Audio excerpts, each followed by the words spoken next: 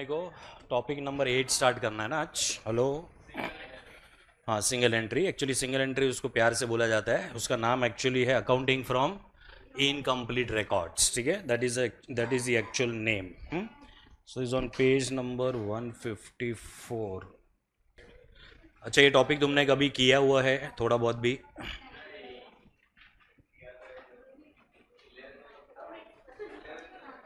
Eleventh में था ना तुम लोग को? था लेकिन ओमिट था कि तुमने कर दिया था।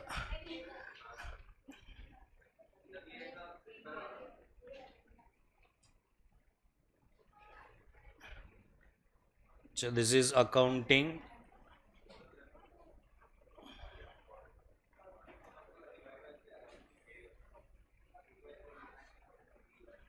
from incomplete records.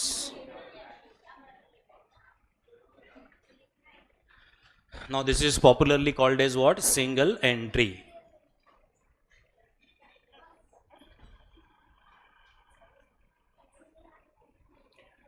देखो, ज़्यादा इंट्रोडक्शन नहीं है ये वाले चैप्टर में, so we can quickly go to the questions also. ठीक है, देखो क्या होता है मालूम है यहाँ पे इनकम्प्लीट रिकॉर्ड्स का मतलब क्या है। इनकम्प्लीट रिकॉर्ड्स का मतलब ये है कि बहुत सारा बिजनेस ऑर्गेनाइजेशन जो एकदम ही क्या बोलते हैं इसको, छोटे छोटे बिजनेस ऑर्गेनाइजेशंस होते हैं, वो लोग है ना कंप्लीट रिकॉर्ड्स को मेंटेन नहीं करते हैं। ठीक है, व्हेन आई से कंप्लीट रिकॉर्ड्स, तो कंप्लीट रिकॉर्ड्स के अंदर क्या क्या होता है तो कंप्लीट रिकॉर्ड्स के अंदर पहले हम लोग यहाँ पे डॉक्यूमेंट के बेसिस पे we will either record the transaction as what as a journal entry, और अगर तुम्हारा बिजनेस का साइज बहुत बड़ा रहेगा तो we are doing the recording in what in the subsidiary books. ठीक है, उसके बाद हम लोग क्या करते हैं, उसके बाद हम लोग उसका पोस्टिंग करते हैं, and the posting is done into what into ledgers. ठीक है, फिर लेजर में पोस्टिंग करने के बाद में when we close down the ledgers we prepare something called as what trial ये हम लोग यहाँ पे ट्रायल बैलेंस बनाएंगे। फिर ट्रायल बैलेंस में हम लोग क्या करेंगे, एडजस्टमेंट्स को एडजस्ट करेंगे, and then we prepare something called as what final accounts. ठीक है, so what is the ultimate objective of maintaining the books of accounts. ये पूरा जो प्रोसेस है ना, it is maintaining the books of what books of accounts. यहाँ पे हम लोग एक सिस्टम यूज करते हैं जिसको हम लोग बोलते हैं double entry book keeping what book keeping system. ठीक है, ये सिस्टम से हम लोग यहाँ पे जो है हम लोग ने ये क्या बोलते हैं इसको, प्रीवियस चैप्टर हम लोग ने किया था, that was something called as what final accounts. We did final accounts of a trading organisation as well as final accounts of what of manufacturing organisation. ठीक है, ये वाला पूरा का पूरा प्रोसेस अगर अपने को यूज करना है तो हमें एक सिस्टम फॉलो करना पड़ेगा, that is called as double entry book keeping system. ठीक है, अभी बहुत सारे बिजनेस ऑर्गेनाइजेशंस ऐसे होते हैं जो लोग ये सिस्टम को फॉलो नहीं कर सकते हैं, तो what ever may be the reason, तो उसका जो मेजर रीज़न है उसमें सबसे पहला रीज़न ये होता है कि ये सब कुछ रिकॉर्ड करने के लिए ना एक अपने को या तो इसका नॉलेज होना चाहिए या तो फिर एक अकाउंटेंट अपॉइंट करना पड़ेगा जिसको अपने को फीस देना पड़ेगा। ठीक है, तो अपना size of the business organisation अगर सपोज बहुत ही छोटा रहेगा, in that case we may not be following the complete what complete book keeping system जो है ये हम लोग यूज़ नहीं करते हैं। ठीक है, तो उनके पास जो भी रिकॉर्ड होता है ना वो इनकम्प्लीट रिकॉर्ड्स होता है। So what do you mean by incomplete records? ये पूरा प्रोसेस यूज नहीं होएगा, मतलब ना ही वो लोग जर्नल एंट्री पास करने के पोजीशन में है। जर्नल एंट्री अगर वो लोग जो मतलब ये जो है जर्नल एंट्री, तो सब्सिडरी बुक्स तो तुम लोग भूल ही जाओ, क्योंकि सब्सिडरी बुक्स जो है वो कौन मेंटेन करता है, when the size of the business organisation is what is large. ठीक है, हम लोग यहाँ पे बड़े बड़े बिजनेस ऑर्गेनाइजेशन का बात नहीं कर रहे, we are dealing with what with a smaller set of what set of business organisation. ठीक है, तो वो लोग क्या नहीं करते, वो लोग जर्नल एंट्री पास नहीं करेंगे। अभी जर्नल एंट्री पास नहीं करेंगे means they are not following what double entry book keeping system. तो ऑब्वियस बात है कि वो लोग लेजर्स मेंटेन नहीं कर रहे हैं। लेजर्स मेंटेन नहीं कर रहे तो ट्रायल बैलेंस भी बहुत दूर का बात है। और उसके बाद अगर उनको अपना प्रॉफिट कैलकुलेट करना है तो how they will be preparing the final accounts to calculate the profit, final accounts भी पॉसिबल नहीं है। ठीक है, so they will be maintaining some records, मतलब उनके पास कुछ ना कुछ तो इंफॉर्मेशन रहेगा। ठीक है, तो वो जो इंफॉर्मेशन होता है उसको हम लोग क्या बोलते हैं, इनकम्प्लीट रिकॉर्ड्स। ठीक है, तो तुम्हें क्या लग रहा है जो छोटे मोटे बिजनेस ऑर्गेनाइजेशन होते हैं वो लोग ज्यादा से ज्यादा किसका रिकॉर्ड्स मेंटेन कर सकते हैं? नीचे वो चाय वाला है, फिर वो पान वाला रहता है, फिर वो सब्जी वाला रहता है, ठीक है। ये लोग तो जर्नल एंट्री ये वो सब कुछ मेंटेन तो नहीं कर पाएंगे, ठीक है। अच्छा, तो तुमको लग रहा है पान वाले को इंटरेस्ट नहीं है कि उसको कैलकुलेट करना है प्रॉफिट कितना हुआ रहेगा, लॉस कितना हुआ रहेगा, उसको वो तो इंटरेस्ट रहेगा, ठीक है। तो वो लोग क्या करते हैं, वो लोग ये सेट ऑफ जो है, मतलब ये जो पूरा का पूरा अकाउंटिंग सेट है उसको फॉलो नहीं कर पाते हैं, because they may not be having the knowledge, या फिर उतना वो लोग के पास पैसा नहीं है कि वो लोग किसी को पेमेंट करे और उसके बेसिस पे वो लोग अपने को क्या करके दे, पूरा का पूरा कैलकुलेशन, ठीक है। So they will be maintaining some records and those records are going to be called as which records, incomplete records, ठीक है। तो तुम्हें क्या लग रहा है वो पान वाले के पास, ये जो चाय वाला है, ये जो सब्जी वाला है, उनके पास क्या रिकॉर्ड्स होता है? मतलब वो लोग सेल का डिटेल्स रखते हैं कि कितना पैसा आया उसका डिटेल रखते हैं, कितना पैसा आया, ठीक है। That means they will not be having information about what in about the sales, sales का इन्फॉर्मेशन नहीं है उनको, खाली एक ही चीज में इंटरेस्ट है, आज वो लोग ने जितना भी चाय बेचा रहेगा या फिर वो लोग ने जितना भी वेजिटेबल्स को वो लोग ने बेचा रहेगा उसमें से पैसा कितना आया रहेगा, ठीक है। दो तीन जन उसमें से बोल के गए रहेंगे कि मैं आज पैसा नहीं दूंगा, 2-3 दिन के बाद दूंगा पैसा, तो उसका नाम भी वो लोग को याद रहता है, ठीक है। मतलब इन शॉर्ट क्या होता है मालूम है, ये इनकम्प्लीट रिकॉर्ड्स में अगर हम लोग बात करें तो थोड़ा बहुत रियल अकाउंट्स का इंफॉर्मेशन होता है वो लोग के पास, और थोड़ा बहुत जो है पर्सनल अकाउंट का इंफॉर्मेशन होता है, ठीक है। I am not saying that they are maintaining real accounts and what you know and personal accounts, I am saying they will be having the information of what you know of the real accounts, they will be having the information of what you know of the personal accounts, ठीक है। वो लोग क्या maintain नहीं कर पाते मालूम है, नॉमिनल अकाउंट्स का जो है डिटेल्स वो लोग मेंटेन नहीं कर पाते हैं, ठीक है। अभी ये जो सेट ऑफ जो है ऑर्गेनाइजेशंस, अगर ये लोग अपने पास आते हैं और बोलते हैं कि मेरे पास ये इंफॉर्मेशन है, ये इंफॉर्मेशन में से मुझे प्रॉफिट हुआ है कि लॉस हुआ है, प्लीज ये मेरे को कैलकुलेट करके दो, तो हमें ये चैप्टर का जो है नॉलेज यूज करना है, and we have to calculate what you know, calculate the profit और loss for what you know, for such type of business organisations, ठीक है। तो मेजर इंफॉर्मेशन किसका रहेगा जरा बताओ मेरे को यहाँ पे इनकम्प्लीट रिकॉर्ड्स में?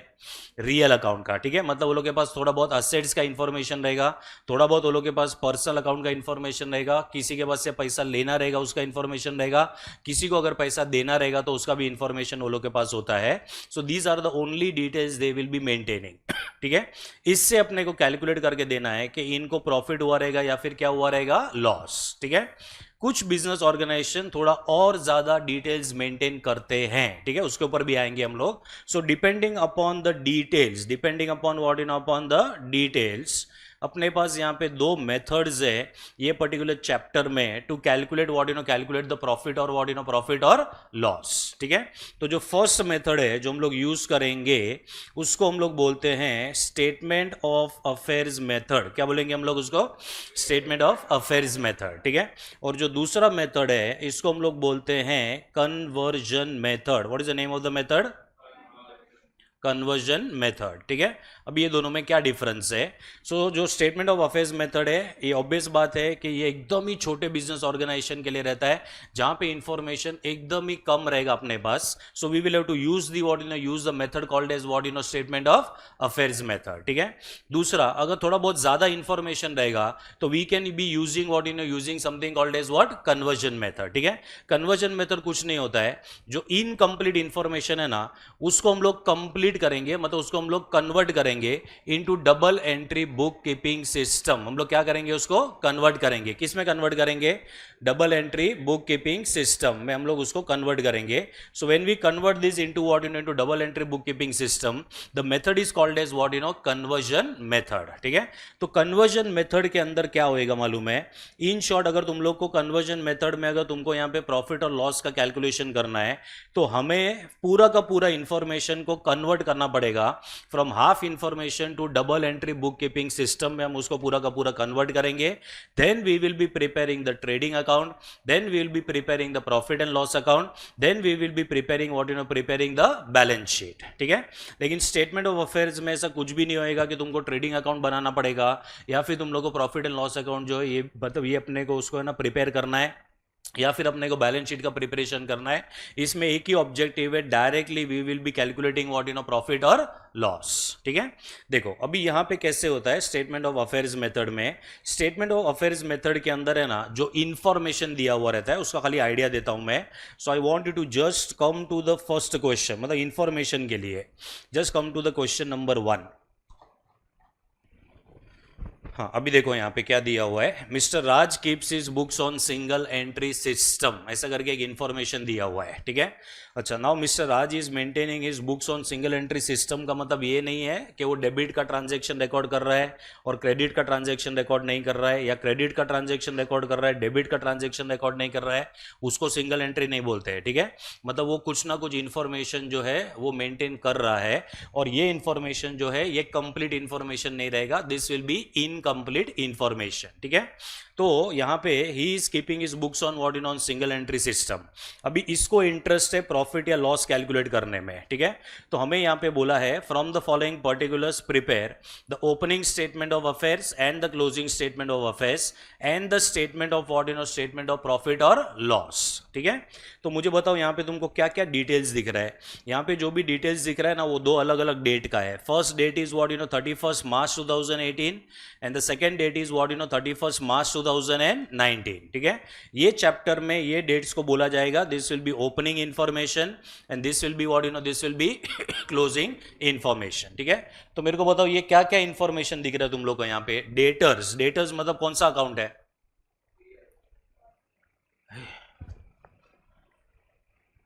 रियल अकाउंट का एक प्रॉपर्टी है कि हम उसको बेच सकते हैं, ठीक है। तो क्या हम डेटर्स को बेच सकते हैं, ऐसा लग रहा है तुम लोग को। हाँ, ये कौन सा अकाउंट है, हाँ वैसा वाला, तो वो उसके अंदर जाना पड़ेगा, बार्टर में जाना पड़ेगा, ठीक है। हाँ, तो डेटर्स कौन सा अकाउंट है, पर्सनल। फिर क्रेडिटर्स कौन सा अकाउंट है, personal. 10% government bonds real account, ठीक है। फिर बैंक ओवरड्राफ्ट, हाँ ये चलो चलो चलो चलो, चैप्टर इजी है, लेकिन तुम्हारा पूरा बेसिक जो है वो टेस्ट हो जाएगा इसके अंदर, हाँ पूरा का पूरा, मतलब पूरा 11th स्टैंडर्ड का टेस्टिंग हो जाएगा ये पर्टिकुलर चैप्टर में। अच्छा, फिर बैंक ओवरड्राफ्ट बताओ चलो कौन से टाइप का अकाउंट है, पर्सनल अकाउंट है, कौन सा है ये, पर्सनल, ठीक है। Furniture real, stock real, machinery, cash, bills payable,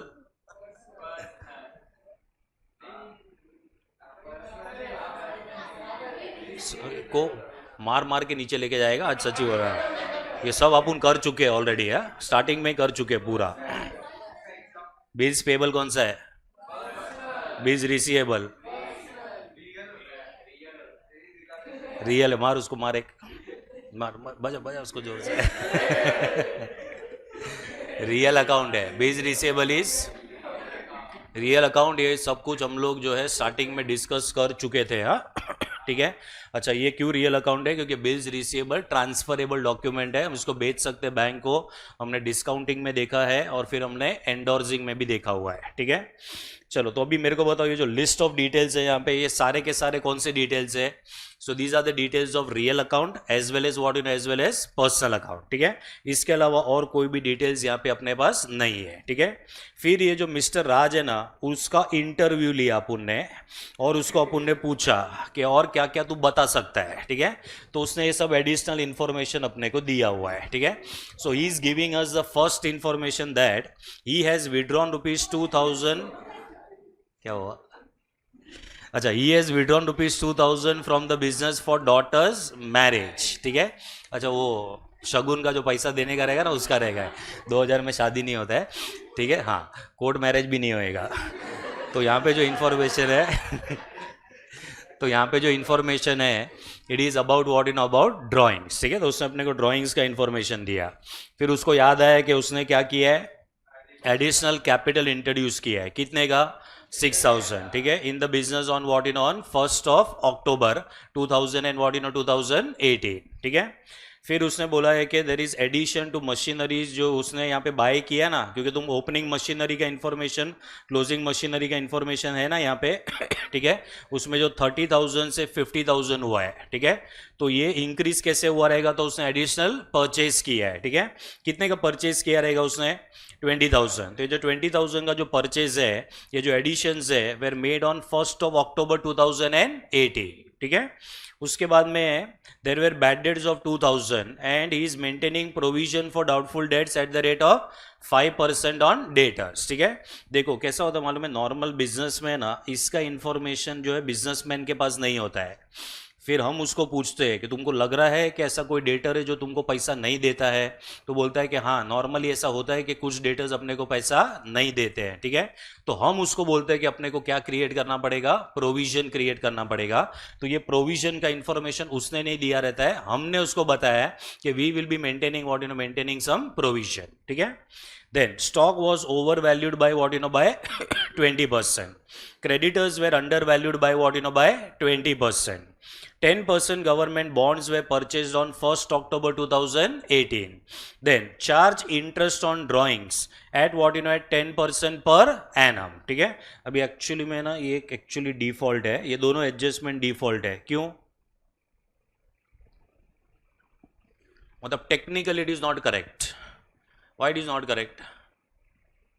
अच्छा, इंटरेस्ट ऑन ड्राइंग्स कौन से नेचर ऑफ बिजनेस में एप्लीकेबल है? पार्टनरशिप में, बराबर है। अच्छा, ये मिस्टर राज का क्या पार्टनरशिप खुद के साथ है क्या इधर? हाँ, तो मतलब ये उसने क्या चार्ज किया यहाँ पे? Interest on what? In interest on drawings as well as interest on what? Capital, ठीक है। अभी दिया है तो लेना पड़ेगा, तुम ऐसा लिख के नहीं आ सकते हो कि technically question is not correct so I will not solve this to adjustment, ऐसा कुछ भी नहीं करना है। दिया रहेगा तो हम लोग कर देंगे उसको, ठीक है। अच्छा, तो ये दोनों होना नहीं चाहिए। अगर ये दोनों रहेगा तो फिर भी कौन से नेचर ऑफ बिजनेस में होता है? ये पार्टनरशिप में, ठीक है। अच्छा, उसके बाद में डेप्रीशिएशन ऑन फर्नीचर, उसको डेप्रीशिएशन के बारे में पता भी नहीं रहेगा, तो हमें उसको बताना पड़ेगा कि we will have to charge depreciation at the rate of 10% and will have to charge depreciation on machinery at the rate of what you know 10%, ठीक है। अभी ये इंफॉर्मेशन में से is expecting you to calculate what you know calculate the profit और loss, ठीक है। तो क्या करेंगे बताओ?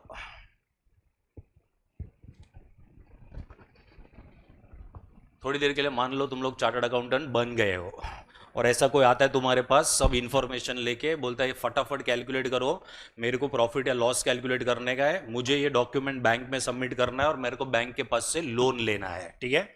सो you it will be your job to convert this information, you will have to calculate what you know calculate the profit और loss and give so that you can submit this in what you know in the bank, ठीक है। या ऐसा भी हो सकता है कि इनकम टैक्स ने इसके ऊपर छापा मार दिया रहेगा, ठीक है, और इसको मालूम ही नहीं है कि उसका प्रॉफिट हो रहा है और वो प्रॉफिट के ऊपर उसको क्या पे करना है? टैक्स, ठीक है। तो ऐसा करके वो तुम्हारे पास आएगा and he is expecting you to calculate what you know calculate the profit so that he can calculate the tax and make the payment of tax to the income tax, ठीक है।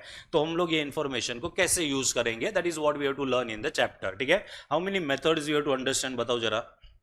दो, ठीक है। What is the first method? Statement of affairs, ठीक है, इसमें बहुत कम काम रहता है, ठीक है। दूसरा कौन सा है? कन्वर्जन, इसमें बहुत ज्यादा काम हो जाएगा, ठीक है। मतलब ये दोनों एक्सट्रीम मेथड्स है, एकदम ही फटाफट हो जाएगा कंप्लीट। उसके अंदर जो है अपने को पूरे इंफॉर्मेशन को कन्वर्ट करना है, किस में कन्वर्ट करना पड़ेगा? Double entry book keeping system में। And we will also prepare what? Trading, profit and loss and balance sheet, ठीक है। यहाँ पे ऐसा कुछ भी नहीं बनने वाला है, यहाँ पे एक स्टेटमेंट बनेगा और स्टेटमेंट में से क्या मिल जाएगा अपने को? प्रॉफिट या लॉस, ठीक है। चलो, तो how we will use this information? Yes, तो सबसे पहले क्या करना है मालूम है? बहुत सिंपल है। देखो हमारे पास है ना 2017-18 का एक इंफॉर्मेशन है, ठीक है। दूसरा इंफॉर्मेशन अपने पास है 2018-2019, वही है ना भाई? हाँ। सो वी आर हैविंग 2017-18 का इंफॉर्मेशन, वी आर हैविंग 2018-19 का इंफॉर्मेशन, ठीक है। सपोज अगर ये मिस्टर राज अपने को बोलता है कि मेरे पास है ना 2017-18 के स्टार्ट में है ना 5 लाख रुपए का कैपिटल था। कितने का कैपिटल था? 5 लाख, ठीक है। एंड 2018-19 में मेरा जो कैपिटल है वो 8 लाख रुपया हो गया, ठीक है। What will be your conclusion? मतलब उसके बाद स्टार्ट ऑफ द ईयर में 5 लाख रुपया था, दैट इज हिज कैपिटल, मतलब पूरा का पूरा अमाउंट उसका कैपिटल है। At the end of the year the capital amount is how much? You know it is 8 lakh, ठीक है। So what will be your conclusion? ये 5 लाख का कैपिटल जो है 5 लाख से 8 लाख हो गया, तो इसका पहला तुम्हारे माइंड में क्या आ रहा है? 3 लाख का क्या हुआ रहेगा? प्रॉफिट हुआ रहेगा, क्योंकि उसका कैपिटल का amount is increase from 5 lakhs to what you know to 8 lakhs, ठीक है। So this 5 lakhs is called as opening capital. क्या बोलते हैं हम लोग उसको? ओपनिंग कैपिटल, ठीक है। ये जो 8 lakhs है इसको क्या बोला जाएगा? क्लोजिंग कैपिटल, ठीक है। अभी ये जो क्वेश्चन जो हम लोग ने अभी देखा है, ठीक है, क्या तुम्हें ये ओपनिंग कैपिटल का फिगर अवेलेबल है क्या तुम्हारे पास? नहीं। कि हमने ये जो क्वेश्चन देखा उसके अंदर क्लोजिंग कैपिटल का भी फिगर अवेलेबल नहीं है. So it is your job to first calculate what first calculate the opening capital as well as as well as a closing capital. ठीक है, how you can calculate the opening capital and the closing capital. तो हम ये information use करेंगे assets minus liabilities. ठीक है, मतलब outsiders liability. तो assets minus outsiders liability will give you what will give you capital.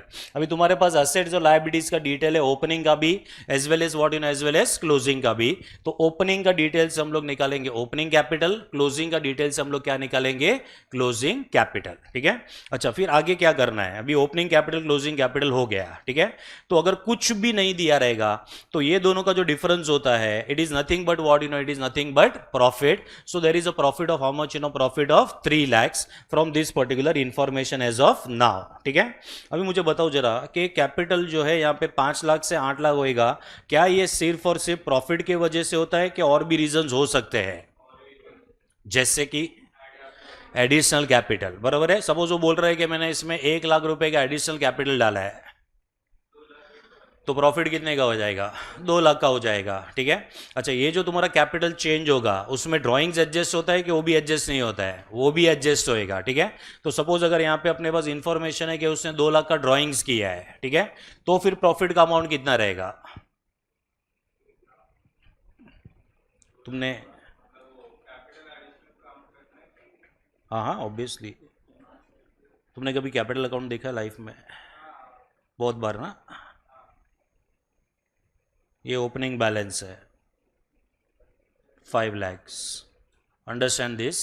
इसमें से एक फॉर्मूला बनने वाला है, वही फॉर्मूला यूज़ करना है. ठीक है, चलो ये क्लोजिंग बैलेंस है 8 लाख का. सपोज और कोई भी इंफॉर्मेशन नहीं है और हम अगर ये कैपिटल अकाउंट को क्लोज करते तो डिफरेंस इधर आएगा. तुम लोग को कितने का डिफरेंस आएगा 3 lakhs. What will be this different called as net profit. ठीक है, this is amount of amount of net profit. ठीक है, अभी सपोज इसके अंदर एडिशनल कैपिटल रहेगा, एडिशनल कैपिटल 1 लाख का, तो एडिशनल कैपिटल यहाँ पे आएगा ना.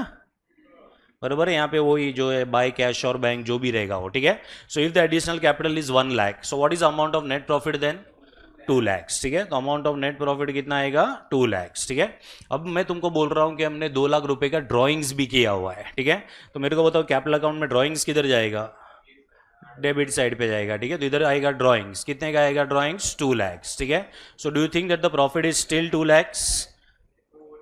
चलो कितने का प्रॉफिट हो जाएगा 4 lakhs. ठीक है, that means amount of profit will be how much will be 4 lakhs. ठीक है, तो मुझे बताओ यहाँ पे जो 4 lakhs का कैलकुलेशन अपने को करना है उसके लिए तुम्हारे पास क्या क्या इंफॉर्मेशन अवेलेबल होना चाहिए. You should be having the information about opening balance, you should be having the information about what closing balance, तुम्हारे पास ड्राइंग्स का इंफॉर्मेशन होना चाहिए, और अगर कोई एडिशनल कैपिटल इंट्रोड्यूस किया रहेगा तो इसका भी इंफॉर्मेशन होना चाहिए.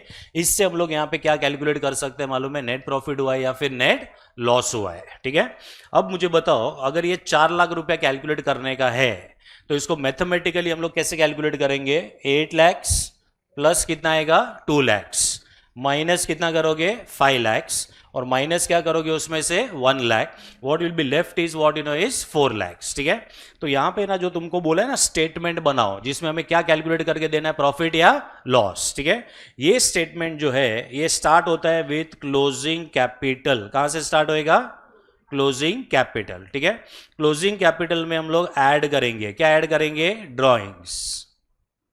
मुझे तो ये जो क्लोजिंग कैपिटल और ड्राइंग्स जो है ये तुम्हारे कैपिटल अकाउंट का कौन सा साइड है, डेबिट साइड. मतलब डेबिट साइड पे जो भी आइटम्स रहेगा वो सब क्या करना पड़ेगा ऐड. ठीक है, और जो भी क्रेडिट साइड पे रहेगा उसको हम लोग क्या करेंगे less. The difference if it is positive that means it is profit, और अगर नेगेटिव डिफरेंस आया that means it is what it is loss. ठीक है, तो यहां पे अपने को माइनस करना है इसमें से लेस ओपनिंग कैपिटल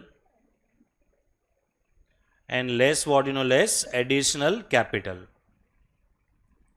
अब यहां पे डालो इसको. चलो what was the closing capital V had 8 lakhs.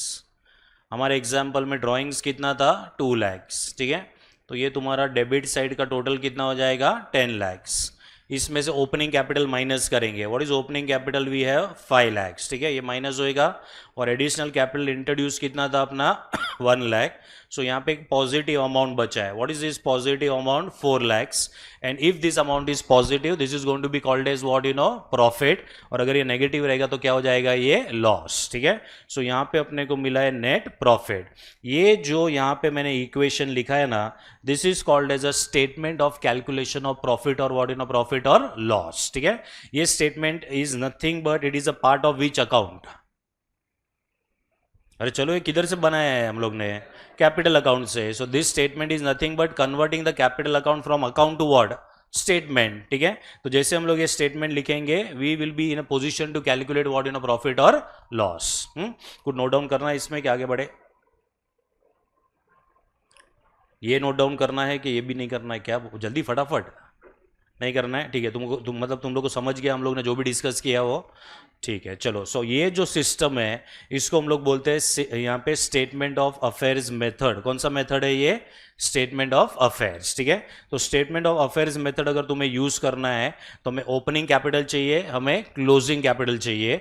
और ओपनिंग कैपिटल क्लोजिंग कैपिटल को कंपेयर करने के बाद जब भी हम यहाँ पे नेट प्रॉफिट का कैलकुलेशन करेंगे, that is called a statement of affairs method. ठीक है, तो 2-3 क्वेश्चन है जो पहले अपने को स्टेटमेंट ऑफ अफेयर्स से करने पड़ेंगे, then we will go for what for conversion. ठीक है, तो तुमको क्या लग रहा है, स्टेटमेंट ऑफ अफेयर्स मेथड ज्यादा आता है कि कन्वर्जन मेथड ज्यादा आता है? कुछ भी आ सकता है, बोलो. हाँ, ज़्यादा करके कन्वर्जन आएगा. कौन सा वाला आएगा? कन्वर्जन. ठीक है, इसमें भी थोड़ा बहुत कॉम्प्लिकेट कर सकते हैं but still this will be manageable. Conversion में मैनेज करना बहुत डिफिकल्ट हो जाएगा. एक मिस्टेक कर दोगे, पूरा का पूरा जो आंसर है it can be what it can be incorrect. ठीक है, चलो, तो we will be what understanding this particular statement of affairs method. इसके लिए 2 फिगर्स चाहिए. कौन से 2 वाले फिगर्स चाहिए अपने को? Opening capital as well as what closing capital. ठीक है, ये समझाइए. ठीक है, चलो. अभी है ना, क्वेश्चन नंबर 1 पहले नहीं करवा रहा हूं मैं, क्वेश्चन नंबर 2 पहले करवाऊंगा. तो आ जाओ क्वेश्चन नंबर 2 पे. क्वेश्चन नंबर 1, 2 एंड 3 ये 3 ही है जो फर्स्ट मेथड पे है. उसके बाद में कन्वर्जन मेथड है. यस, टोटल कितने क्वेश्चन है चेक करो जरा. 11 ही है. चलो, क्वेश्चन नंबर 2 पे आ जाओ. चलो, अभी देखो क्या दिया है. The income tax officer on assessing the income of Shri Moti for the financial years 2020-21 and 2021-22. ठीक है, मतलब मुझे बताओ यहाँ पे कितने साल का इंफॉर्मेशन है? 2 साल का. 2020-21 is the first year, 2021-22 is the second year. ठीक है, ये इनकम टैक्स ऑफिसर को लग रहा है कि जो श्री मोती है ना, उसने पूरा का पूरा इनकम डिस्क्लोज नहीं किया हुआ है. ठीक है, he gives you the following particulars of assets and liabilities of Sri Moti as on 1st April 2020 and 1st April 2022. ठीक है, तो ये जो 2 साल है ना, 2 साल, उसमें जो 1st April 2020 है ना, ये तुम्हारा ओपनिंग का इंफॉर्मेशन है. एंड 1st April 2022 जो है ना, ये तुम्हारा क्लोजिंग का इंफॉर्मेशन है. ठीक है, अभी यहाँ पे 1st of April 2020 मतलब ये कौन सा इंफॉर्मेशन हो जाएगा? Opening. And then there is what then there is 1st April 2022. This will become your what your closing information. ठीक है, अच्छा, अभी यहाँ पे अपने को दिया हुआ है असेट्स और लायबिलिटीज का डिटेल दिया है. From this assets and liabilities का डिटेल मुझे बताओ हम लोग क्या कैलकुलेट कर सकते हैं? we can calculate the opening capital. we can calculate what? opening capital. और यहाँ पे जो closing का assets और liabilities है, इससे हम लोग यहाँ पे क्या calculate कर सकते हैं? closing capital. ठीक है, फिर opening capital closing capital को हम लोग यहाँ पे compare करेंगे और ये comparison करने के बाद हम लोग क्या करेंगे? हम लोग calculate करेंगे कि अपना जो profit है कि loss हुआ है यहाँ पे. ठीक है, I think ये question में ना एक mistake हुआ है. नहीं वो mistake नहीं बेटा.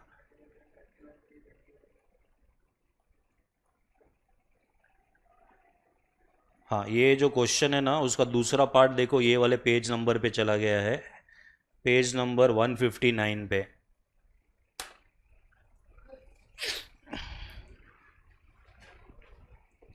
तो देखो जरा पेज नंबर 159 पे दिख रहा है तुम लोग को, during the 2 years। Hello hello hello, मिला? हाँ, अभी देखो इसके आगे क्या दिया है, during the 2 years the domestic expenditure was 4,000 per month. What do mean by domestic expenditure? Drawings, ठीक है। तो ड्रॉइंग्स 4,000 पर मंथ है। The declared incomes of the financial years were 1,05,000 for 2020-21 and 1,23,000 for 2021-22, ठीक है। तो उसने दोनों ईयर का मिला के टोटल इनकम कितना बताया है, ऐड करके बताओ। 1,05,000, 1,23,000, सो 2 लाख कितना आएगा? 28,000। तो उसने बताया कि टोटल इनकम है 2,28,000, ठीक है। इनकम टैक्स ऑफिसर ये नहीं मान रहा है कि उसने जो इनकम बोला है वो करेक्ट है कि नहीं है वो, ठीक है। State whether the income tax officers contention is correct, explain by giving your workings, ठीक है। तो हमें प्रॉफिट कैलकुलेट करना पड़ेगा 2 साल का एक साथ में, और हमको इसको कंपेयर करना पड़ेगा with the profit that he has disclose to the ordinary to the income tax officer, ठीक है। तो यहां पे उसने जो प्रॉफिट बताया वो है 2,28,000। सपोज हम लोग यहां पे कैलकुलेट करते हैं और अपने को 2,30,000 मिला, तो उससे ज्यादा इनकम बताया कि कम इनकम बताया?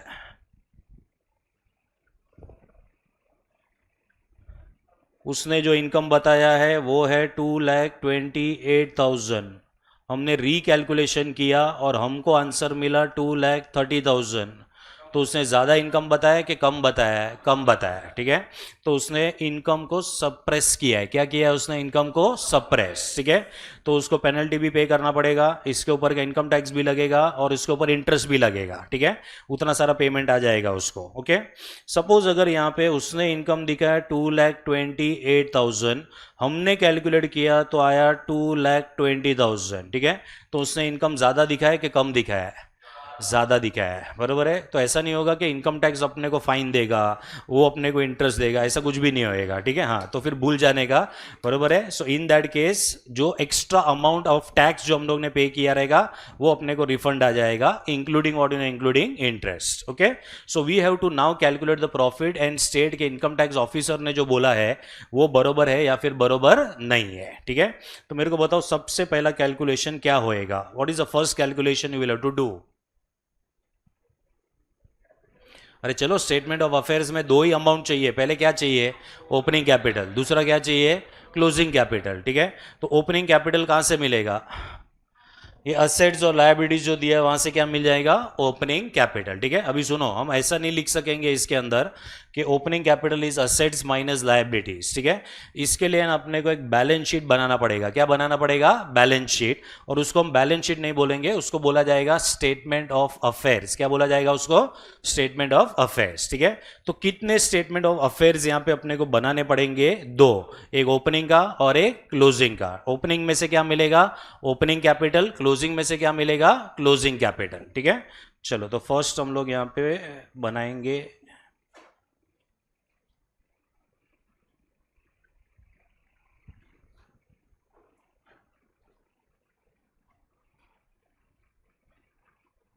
Statement of affairs as on 1 April. क्या डेट दिया हुआ है? 2020।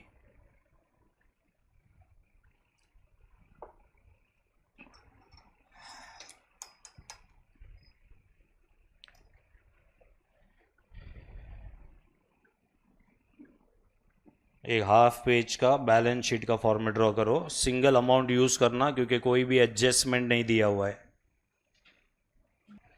देखो, बहुत बार ऐसा होता है कि आदमी बिजनेस ऐसा छोटे बिजनेस से स्टार्ट करता है, डिटेल्स मेंटेन नहीं करता है, बिजनेस ऐसा ग्रो हो जाता है, ऐसा ग्रो हो जाता है ना, हाँ, कि अपने को पूरा डिटेल्स चाहिए रहता है बाद में, ठीक है। Then they convert from sole proprietor to partnership, फिर पार्टनरशिप से कन्वर्ट करके फिर वो लोग चले जाते हैं कंपनी में। कंपनी में पहले प्राइवेट लिमिटेड कंपनी बनाते हैं, फिर उसमें से चले जाते हैं इनटू पब्लिक लिमिटेड कंपनीज, ठीक है। ऐसा भी हो सकता है। तो पहले उनके पास जो डिटेल्स रहेगा वो इस तरीके का डिटेल्स रहेगा।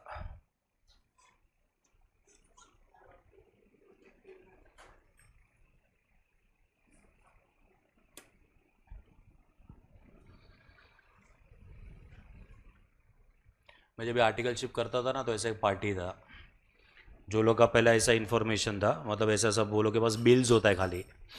फिर वो लोग आज के डेट में today they are a listed company, company का नाम है आरती इंडस्ट्रीज़ करके, आरती इंडस्ट्रीज़ करके है। So they are listed company today. तो पहले वो लोग ने ऐसा स्टार्ट किया था, फिर ऐसा करके प्राइवेट लिमिटेड, प्राइवेट लिमिटेड से पब्लिक लिमिटेड, वैसे। तो लोग महीने में एक बार है ना सब बिल्स भेजते थे, सेल का बिल्स भेजेंगे, परचेज का भेजेंगे, बैंक अकाउंट का डिटेल्स भेजेंगे, जहाँ से पता चलेगा एक्सपेंसेस हुआ है कि नहीं हुआ है। Then we were converting that into, मतलब from that information we were converting everything into double entry book keeping system, क्योंकि वो पूरा वो लोग के पास रिकॉर्ड्स होना चाहिए ना, अगर तुमको प्राइवेट लिमिटेड कंपनी में कन्वर्ट होना है या लिस्टेड कंपनी में जाना है। So all the details has to be there, तो उनको कन्वर्ट करके देने का काम भी अपना ही है। हाँ, तो उसके लिए अच्छा खासा फीस मिलता है, आर्टिकलशिप में नहीं, सीए बन जाने के बाद बोल रहा हूँ मैं। हाँ हाँ, आर्टिकलशिप में तो तुम्हारा, वो लोग तुम्हारे पास से पैसा वसूल करेंगे, वैसा होता है। हाँ, इनकम कुछ नहीं होता बेटा, जो आर्टिकलशिप में मिलेगा ना उसके सामने आज का तुम्हारा जो खर्चा है ना वो भी ज़्यादा है। हाँ, मतलब कितना मिलेगा वो तुम लोग खाली समझ लो। महीने का अभी कितना रहेगा, 3,500-4,000 रुपया रहेगा, ज़्यादा नहीं रहेगा। तुम्हारा आज का खर्चा उससे तो ज़्यादा ही है ना महीने का, तो तुम उसको इनकम नहीं बोल सकते हो। चलो अभी यहाँ पे देखो स्टेटमेंट ऑफ अफेयर्स जो है, क्या हुआ। हाँ अभी देखो, अभी जो स्टेटमेंट ऑफ अफेयर्स है ना उसमें ऐसा कुछ नहीं है कि पहले फिक्स्ड एसेट्स लिखना है बाद में करंट एसेट्स लिखना है, ऐसा कुछ नहीं है।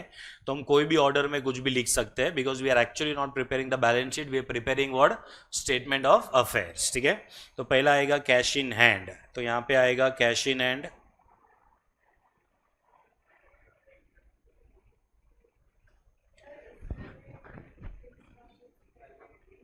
नहीं नहीं नहीं नहीं नहीं नहीं, वही मैं बोल रहा हूँ, this is not balance sheet, this is statement of affairs. तो इसको कैसे भी लिख सकते हो, लेकिन असेट्स को असेट्स में ही लिखना और लायबिलिटी को लायबिलिटीज में, या। फिर आएगा इन्वेंट्री,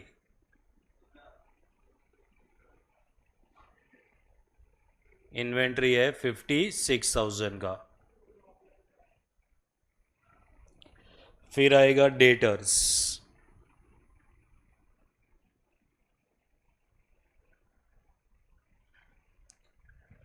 डेटर्स है 41,500। फिर है लैंड एंड बिल्डिंग,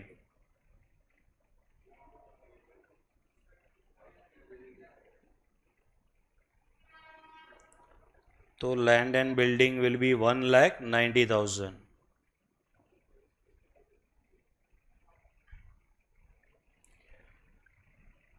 चलो वाइफ ज्वेलरी, ये कैसे आएगा इधर असेट में भाई, और ये है कौन, ये मोती बहुत,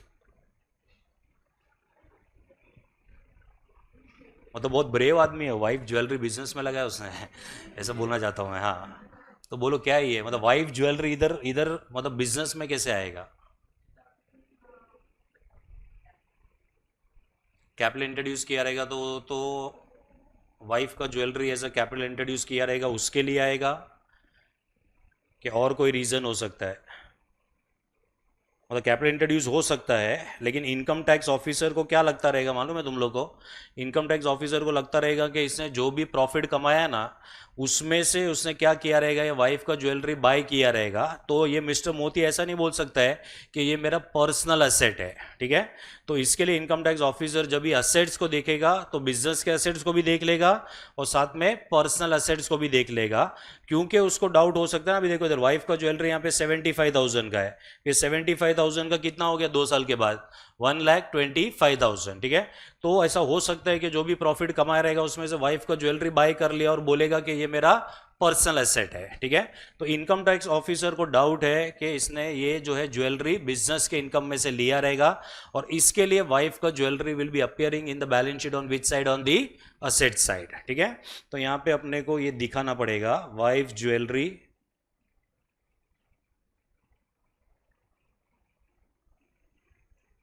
75,000।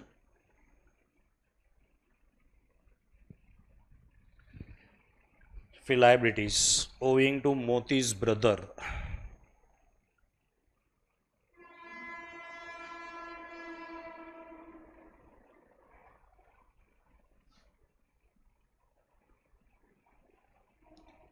So what is the amount that he has to pay to his brother is 40,000.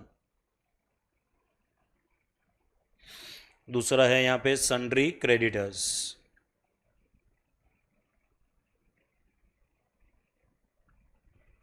So sundry creditors का अमाउंट है 35,000.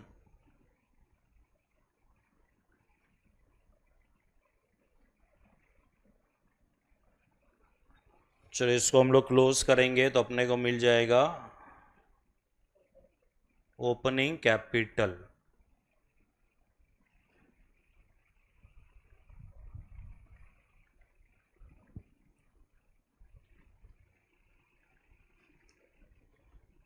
कितना है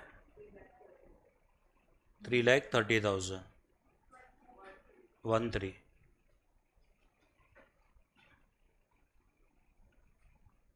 चलो 3,13,000. This is the opening capital.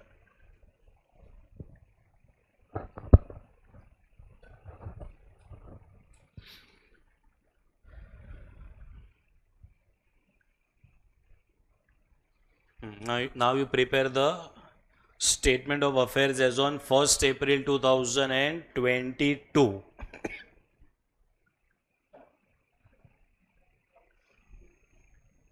और मुझे क्लोजिंग कैपिटल निकाल के दो. यहाँ पे हम एक छोटा सा एक स्टेटमेंट बनाएंगे और प्रॉफिट और लॉस फॉर 2 years. हाँ, क्योंकि 2 साल का इंफॉर्मेशन है तो जो भी प्रॉफिट या लॉस मिलेगा वो 2 साल का रहेगा. This will and on 1st of April 2000. क्या दिया था अपने को 22.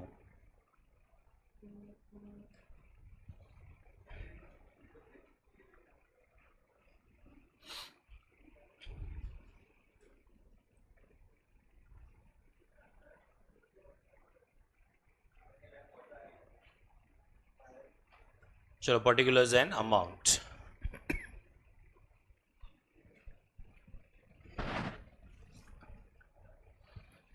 कहाँ से स्टार्ट करेंगे हम लोग. क्लोजिंग कैपिटल डेबिट साइड पर. क्लोजिंग कैपिटल एज ऑन 1/4/2022 ये था 5,65,000.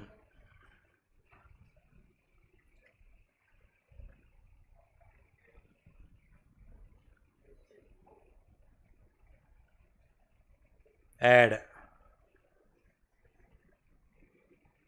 drawings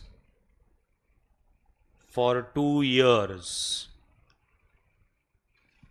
क्योंकि 2 साल का इंफॉर्मेशन हम लोग कंपेयर कर रहे हैं. So drawings will be for how many years for 2 years. ठीक है. सो यहाँ पे ड्रॉइंग्स दिया हुआ है 4,000 पर मंथ. ठीक है. तो 2 साल मतलब 24 months.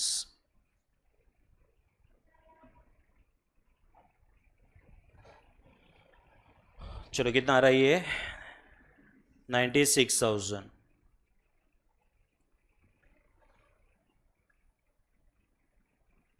इसका एक टोटल लेके आओ.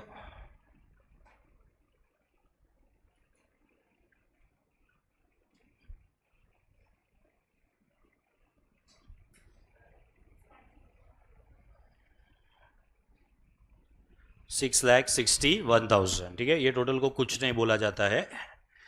उसके बाद में चेक करो क्या उसने कोई एडिशनल कैपिटल इंट्रोड्यूस किया है क्या. नहीं. ठीक है. तो इसमें से हम लोग क्या करेंगे डायरेक्टली लेस.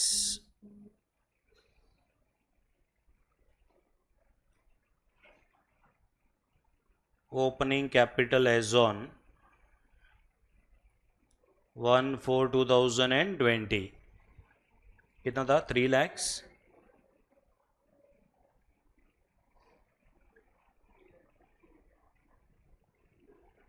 $3,48,000.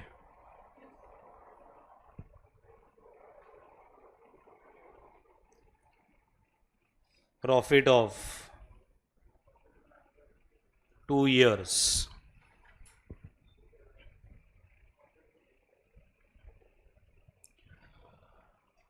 चलो, तो जो हमने यहाँ पे प्रॉफिट का कैलकुलेशन किया है उससे प्रॉफिट का अमाउंट कितना आ रहा है? 3,48,000, ठीक है।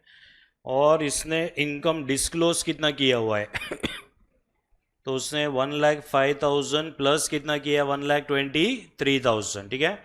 तो उसने ज़्यादा इनकम दिखाया है कि कम इनकम दिखाया है? कम, ठीक है।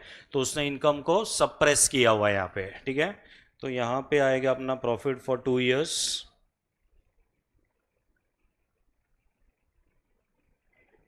So actual profits for 2 years is 3,48,000.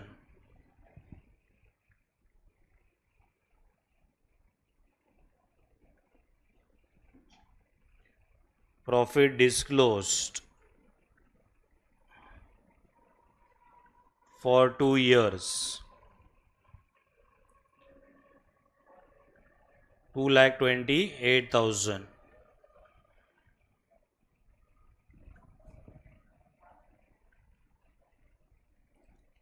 Suppressed income,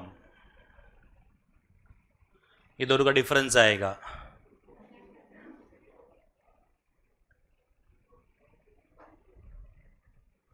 $1,20,000।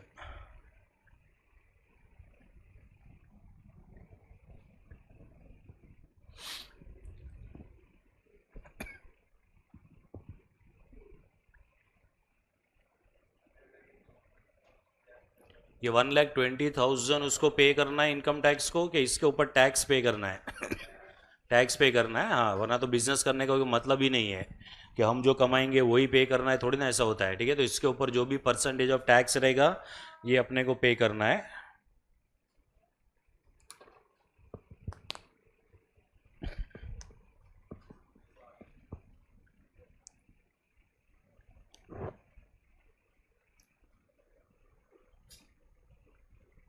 समझा ना? स्टेटमेंट ऑफ अफेयर्स मेथड बहुत सिंपल है, वो टाइम पास है।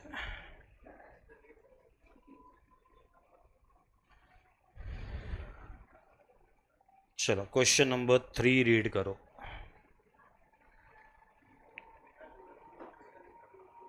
क्वेश्चन नंबर 3 पहले रीड करो और चेक करो कितना समझ में आ रहा है, then I am reading the question for you.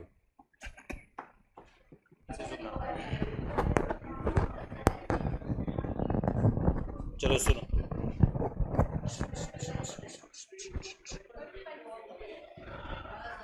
चलो ये राजू राजू राजू राजू इधर है Raju. Raju does not maintain his books of accounts under double entry system, ठीक है, but keeps the slips of paper from which he makes up his annual accounts, ठीक है। मतलब slip of paper मतलब ऐसा कोई भी ट्रांजेक्शन हुआ रहेगा तो ऐसा पीस ऑफ पेपर पे लिख के उसने क्या किया, उसने पूरा का पूरा जो है कैलकुलेशन किया है। कितने साल का प्रॉफिट उसने निकाला है मालूम है? 5 साल का, ठीक है। He has borrowed money from a bank to whom he has to render figures of profits every year. He has given the bank the following profit figures, ठीक है। तो उसने बोला है कि उसको 2019 में 20,000 का प्रॉफिट हुआ है, 2020 में 32,000 का, 2021 में 35,000 का, 22 में 48,000 एंड 23 में 55,000, ठीक है। तो ये जो प्रॉफिट का जो फिगर्स है ना, ये उसने सबमिट किया है। किसको सबमिट किया है? To the bank, okay. The bank appoints you to audit, audit मतलब रीचेक करके रीकन्फर्म करने के लिए तुमको अपॉइंट किया है, the statements and verify whether the figures of profits reported are correct और नॉट, ठीक है। तो हमको क्या करना है? हमको ये पूरा का पूरा जितना भी इंफॉर्मेशन दिया है ना, उससे ये प्रॉफिट को रीकैलकुलेट करके देना है और अपने को कंफर्म करना है कि उसने जो प्रॉफिट कैलकुलेट किया वो बरोबर है कि नहीं है, okay. For this purpose the following figures are made available to you, ठीक है। तो ऐसा पॉइंट नंबर ए से लेके पॉइंट नंबर जो है एच तक का इंफॉर्मेशन है। ये सब इंफॉर्मेशन यूज करने के बाद में बोला गया है ascertain the annual profits. What do mean by annual profits? मतलब 5 साल का टोटल प्रॉफिट निकलना है कि एवरी ईयर का प्रॉफिट निकलना है? एवरी ईयर का, ठीक है। एंड इंडिकेट द डिफरेंसेस, ठीक है, if any, with those reported by Raju to the bank earlier. All the workings are to be the part of the what, you know, part of your answer, ठीक है। चलो अभी पहले हम लोग ये इंफॉर्मेशन रीड करते हैं। The position as on 31st of December 2018। अच्छा, कौन से 5 साल का हम लोग यहाँ पे जो है ऑडिट करने वाले हैं? 2019 19, 20, 21, 22, 23, ठीक है। ये जो पोजीशन दिया है ये कौन से डेट का पोजीशन दिया हुआ है? 2018 का क्लोजिंग है ये, ठीक है। 2018 का क्लोजिंग मतलब 2019 का ओपनिंग इंफॉर्मेशन ठीक है। वहां पे अपने पास था sundry debtors of 20,000, stock in trade at 95% of the cost which is 47,500, cash on hand and cash at bank is what, is 12,600, trade creditors are 6,000, expense is due is how much, it is 1,600, ठीक है। तो मेरे को बताओ ये ए point से हम लोग क्या कैलकुलेट कर सकते हैं? चलो इससे क्या निकल जाएगा? ओपनिंग कैपिटल, ठीक है। रुक जाओ, ठीक है। इससे अपने को ओपनिंग कैपिटल मिलेगा। उसके बाद और एक इंफॉर्मेशन दिया है, he had borrowed ₹5,000 from his wife, ठीक है, ऑन 30th of September 2018, ठीक है। मतलब ये जो 31st of December 2018 दिया है ना, उसके पहले उसने ये अमाउंट क्या करके रखा है? बोरो करके रखा है, ठीक है। तो ये लोन हो जाएगा, on which he had agreed to pay simple interest at 12% per annum, ठीक है। तो ये लोन कौन से डेट को लिया है जरा बताओ मेरे को? 30th of September 2018 को, ठीक है। तो ये लोन लेके कितना टाइम हुआ रहेगा? तो अक्टूबर, नवंबर, दिसंबर, ठीक है। तो यहाँ पे कितना मंथ्स हो गया रहेगा लोन लेके? 3 months, ठीक है। ये 3 महीने का जो है इंटरेस्ट अपने को यहाँ पे कैलकुलेट करना पड़ेगा 12% पर एनम के हिसाब से। The loan was repaid along with the interest on 31st of March 2020, ठीक है। तो मेरा क्वेश्चन ये है कि 31st of December 2018 को क्या ये लोन के ऊपर कोई भी इंटरेस्ट आउटस्टैंडिंग रहेगा कि नहीं रहेगा? रहेगा। कितने मंथ्स का? 3 महीने का रहेगा। कितने मंथ्स का रहेगा? 3 months, right. So when you will be preparing the statement of affairs on which date? 31st of December 2018। तो हमें ये सारा का सारा डिटेल्स लेना है और ये लोन का भी इंफॉर्मेशन जो है ये भी अपने को लेना पड़ेगा along with the outstanding what in outstanding interest, ठीक है। देन इन December 2019, मतलब 1 साल के बाद, वो December 2019 का इंफॉर्मेशन है, he had advanced ₹8,000 to Raghav for the purchase of a vacant land. The property was registered in March 2021. After the payment of the balance consideration of 32,000, the cost of registration incurred for this were 7,500. चलो पहले ये बताओ ये transaction कौन से month में और कौन से ईयर में हुआ है? December 2019, ठीक है। तो December 2019 में हुआ रहेगा तो 20 मीन्स अपने को 2023 में भी ये सेम प्रॉपर्टी इसका कैरी फॉरवर्ड हुआ रहेगा, अनलेस वो लोग ने कोई डिप्रिसिएशन का इंफॉर्मेशन दिया रहेगा तो, ठीक है। लेकिन यहाँ पे इंफॉर्मेशन जो है ना ये लैंड के बारे में दिया हुआ है अपने को, दैट मीन्स ऐसा चांसेस है कि आगे कोई डिप्रिसिएशन का इंफॉर्मेशन नहीं रहेगा, ओके। तो मुझे बताओ कि what is the cost of this particular property? मतलब क्या क्या लोग है उसके अंदर? देखो जब ये प्रॉपर्टी बाय कर रहा था तभी उसने पहले तो ये जो है उसने जो परचेज किया उसका 8,000 उसने एडवांस से पे किया है। उसके बाद में उसने बैलेंस कंसिडरेशन पे किया है। What do mean by balance consideration? तो बाकी का पैसा उसने पे किया है, तो 8,000 उसने क्या दिया रहेगा? टोकन अमाउंट दिया रहेगा। फिर 32,000 का और भी उसने पेमेंट किया रहेगा, तो टोटल कितना हो गया? 40,000 plus there is a cost of registration incurred for how much? For 7,500, ठीक है। तो ये प्रॉपर्टी कितने का पड़ा रहेगा उसको? 47,500, ठीक है। तो ये 47,500 का जो प्रॉपर्टी है क्या ये तुम्हारा 2023 के एंड में दिखेगा कि नहीं दिखेगा? दिखेगा, ठीक है, क्योंकि ये प्रॉपर्टी का परचेस कभी हुआ है 2019 के एंड में, ठीक है। तो अब जब भी हम यहाँ पे 2023 का स्टेटमेंट ऑफ अफेयर्स बनाएंगे तो उसमें अपने को ये प्रॉपर्टी को कंसिडर करना पड़ेगा जिसका कॉस्ट कितना आएगा? 47,500, ओके। अरे समझ रहे हो ना? ठीक है। फिर point number D, Raju purchase jewellery for ₹15,000 for his daughter in October 2021, ठीक है। तो ये तो बरोबर ये ड्रॉइंग्स हो जाएगा। Marriage expenses incurred in January 2022 were 24,000, ठीक है। वापस ये मत सोचना 24,000 में शादी करवाया, ऐसा नहीं है, ठीक है। तो यहाँ पे जो है एक्सपेंसेस के बारे में इंफॉर्मेशन दिया और वो एक्सपेंसेस उसने बिजनेस में से विड्रॉ किया रहेगा, इसके लिए बिजनेस का क्या हो जाएगा? ये drawings, right. So what is this particular 15,000? ये एक ड्रॉइंग्स है। What is this particular 24,000? ये भी एक ड्रॉइंग्स है, okay. A new DVD player was purchased by him in March 2022 for rupees 18,000 and presented by him to his friend in November 2023. तो ये और एक अमाउंट उसने क्या किया मालूम है, उसने विड्रॉ किया है और डीवीडी प्लेयर का जो है 18,000 का उसने परचेस करने के बाद उसके फ्रेंड को उसने क्या कर दिया, उसको गिफ्ट में दे दिया है, ठीक है. So this 18,000 is also what in also drawings, right. तो अभी तक कितना ड्रॉइंग्स हो गए यहाँ पे, 15,000 ज्वेलरी का हो गया, 24,000 मैरिज एक्सपेंसेस है और 18,000 का क्या दिया उसने, डीवीडी प्लेयर दिया है, ठीक है. Then his annual household expenses, annual को अंडरलाइन करो, हम लोग 5 साल का कर रहे हैं यहाँ पे.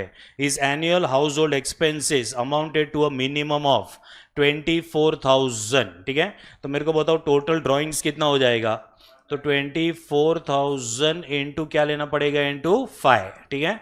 सो व्हाट इज दिस अमाउंट, 1,20,000. कितने साल का ये 1,20,000 ड्रॉइंग्स, 5 साल का, ठीक है. Okay. Then the position of the what in of the assets and liabilities as on 31st of December 2023 were found to be as follows.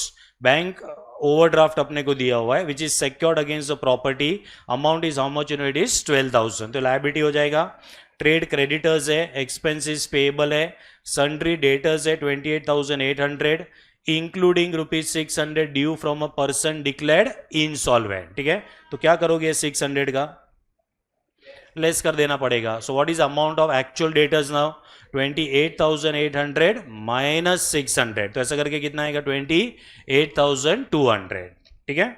फिर स्टॉक का वैल्यू लिया है and stock is what you know is 125% of the cost to reflect the market value 60,000. तो क्या उसने stock को proper price पे दिखाया है कि ओवर वैल्यू करके दिखाया है, ओवर वैल्यू, ठीक है. तो हमको जब भी हम लोग ये स्टॉक का वैल्यू रिकॉर्ड करेंगे, हम इसको कॉस्ट प्राइस पे क्या करेंगे, यहाँ पे रिकॉर्ड करेंगे, ठीक है. Cash in hand is what you know is 250, ठीक है.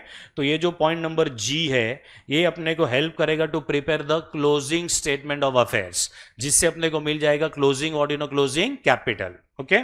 फिर point number H, it is found that the rate of profit has been uniform throughout the period and the proportion of the sales during the years to total sales for the period was in the ratio of 3:4:4:6:8, ठीक है. मेरे को बताओ point number H क्या काम का है,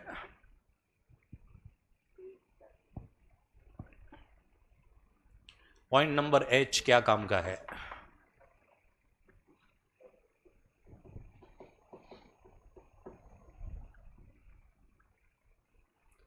मुझे ये बताओ ओपनिंग कैपिटल कौन से डेट का मिलेगा,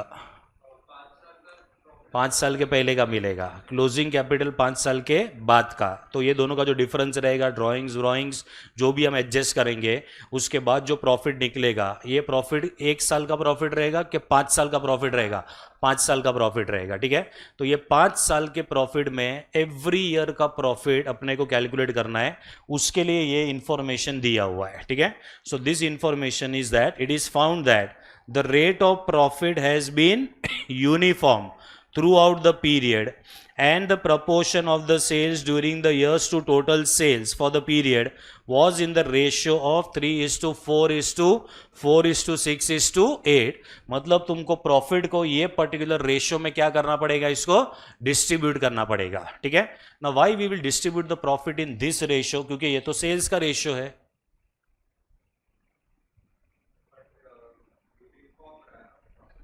हाँ, तो अपने को ऊपर दिया हुआ ना, rate of profit has been uniform, ठीक है.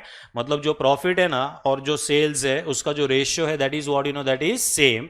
इसके लिए अपने को यहाँ पे दिया हुआ है सेल्स का ratio, but this is also applicable to what you know to the profit, ठीक है. तो जो भी तुमको टोटल प्रॉफिट आएगा 5 साल का, उसको ये पर्टिकुलर रेशियो में क्या कर देंगे, हम उसको डिस्ट्रीब्यूट करेंगे, ठीक है. So now what is our job, मेरे को बताओ जरा. सबसे पहले क्या करना पड़ेगा, पहले ओपनिंग कैपिटल निकालेंगे, फिर क्या निकालेंगे, क्लोजिंग कैपिटल, ठीक है. उसके बाद हम लोग क्या करेंगे, उसके बाद जो है हम लोग एक स्टेटमेंट बनाएंगे जिसमें से हम लोग प्रॉफिट निकालेंगे 5 साल का.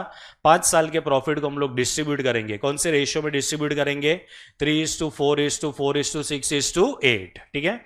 अभी देखो सारे फॉर्मेट्स दिए हुए यहाँ पे. पहला फॉर्मेट क्या दिया हुआ, देखो जरा, statement of affairs as on 31 December 2018, ठीक है. तो यहां से क्या मिलेगा ये बताओ, ये ओपनिंग का है, हाँ, फिर दूसरा है statement of affairs as on 31 December 2023। तो ये क्या हो जाएगा, क्लोजिंग।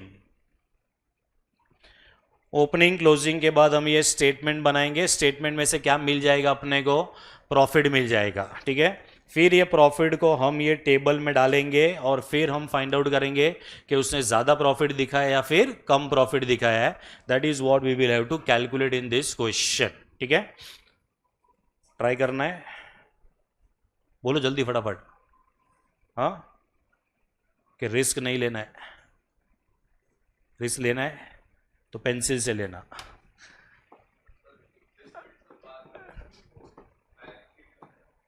कौन सा वाला, नहीं ना, अपने को कौन से पॉइंट से स्टार्ट करना है, डायरेक्टली ए पॉइंट से, ठीक है। तो ए पॉइंट के अंदर क्या क्या दिया हुआ है ये अपने को लिखना पड़ेगा इन स्टेटमेंट ऑफ अफेयर्स, ठीक है। रुक जाओ, एक आध मिस्टेक हो जाएगा तो।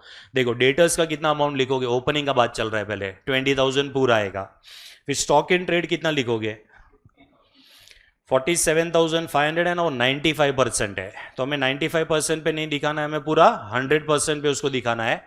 सो what you have to do is 47,500 divide by 95% कर दोगे तो तुम्हें actual value of the stock मिल जाएगा एट कॉस्ट प्राइस, वो वाला वैल्यू लेके जाना है तुमको। फिर कैश ऑन हैंड और वो भी दिया हुआ है, क्रेडिटर्स दिया हुआ है, एक्सपेंसिस ड्यू दिया हुआ है, ठीक है। उसके बाद में पॉइंट नंबर बी में वाइफ्स लोन आएगा, ये भी लायबिलिटी साइड पे आएगा, और उसके ऊपर 3 महीने का इंटरेस्ट भी तुमको कैलकुलेट करना है, और वो भी आएगा बैलेंस, मतलब स्टेटमेंट ऑफ अफेयर्स में लायबिलिटी साइड पे, ठीक है। तो point number A and B जो है ना, ये इससे तुम्हारा ओपनिंग स्टेटमेंट ऑफ अफेयर्स बनेगा। पहले सिर्फ ओपनिंग स्टेटमेंट ऑफ अफेयर्स में से ओपनिंग कैपिटल निकाल के दो। चलो ये पॉइंट नंबर ए और बी खाली यूज करना पहले। तुम लोग के घर में कोई भी चार्टर्ड अकाउंटेंट है प्रैक्टिसिंग, मतलब प्रैक्टिसिंग है कि मतलब प्रैक्टिस कर रहे हैं कि क्या, जॉब जॉब।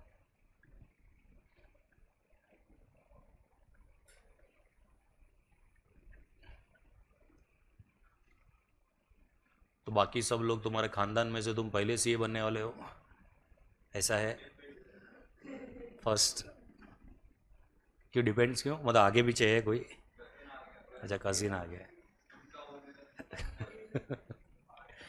अभी वो रिजल्ट आया ना, रिजल्ट आया ना अभी, तो एक आदमी है 71 ईयर्स का, वो उसने अभी क्लियर किया है।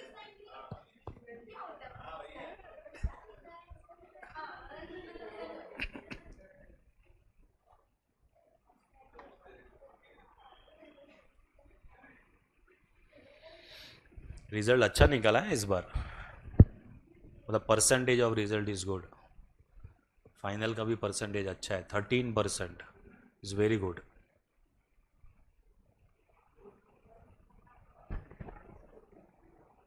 मैं फाइनल क्लियर हुआ था तभी 0.3% रिजल्ट आया था, 0.3। नहीं, मैं अकेला ऐसा नहीं था। कितना जन एग्जाम देते मालूम है फाइनल का, हाँ उतना, लेकिन हम लोग के टाइम पे और थोड़े कम थे उसमें से, लेकिन मेरा एक ही ग्रुप बाकी था तभी, जब भी मैं एकदम क्लियर हुआ तभी। 4th अटेम्प्ट में क्लियर हुआ मैं, 4th, फर्स्ट अटेम्प्ट गया, सेकेंड अटेम्प्ट गया, थर्ड अटेम्प्ट फर्स्ट ग्रुप, और 4th अटेम्प्ट में सेकेंड ग्रुप। उसमें फर्स्ट अटेम्प्ट देने के बाद में सिलेबस चेंज हुआ था, तो सिलेबस चेंज हुआ तो सेकेंड अटेम्प्ट में तो मालूम ही नहीं पड़ा क्या हुआ, तो अचानक चेंज होता है ना वो सिलेबस, तो पूरा नया नया सब्जेक्ट्स आता है, ऐसा सब होता है, तो सेकेंड अटेम्प्ट में कुछ समझा ही नहीं तो वो भी गया। फिर थर्ड अटेम्प्ट में फर्स्ट ग्रुप क्लियर हुआ, फिर सेकेंड ग्रुप क्लियर हुआ। वैसे मैं 2005 में क्लियर हुआ है, 2005 का नवंबर में। मेरा आर्टिकलशिप का स्टाइपेंड फर्स्ट ईयर का 450 रुपया पर मंथ, अभी 4,500 हो गया है। कौन से, मैं तो एक छोटा फॉर्म में था, मेरा एक पहचान वाला है उसके पास। नहीं जाता था क्योंकि मैं पहले से क्लियर था ना मेरे को क्या करना है, तो उसको मैंने पहले ही बता दिया था मेरे को प्रैक्टिस तो नहीं करना है, लेकिन मैंने सब सीखा है उसके पास। जितना छोटा फॉर्म होता है ना उतना ज़्यादा जोल उधर ही होता है, पूरा जोल जो रहता है ना उधर ही होता है, मतलब जितना भी आड़ा टेढ़ा काम है ना सब सब किया हुआ है।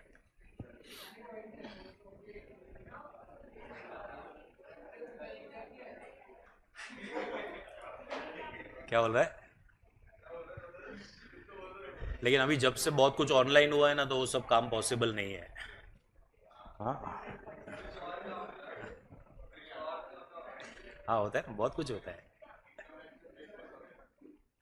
हाँ मतलब अभी थोड़ा बहुत है, ऐसा बहुत नहीं, लेकिन अपने को जाना है तो जा सकते हैं।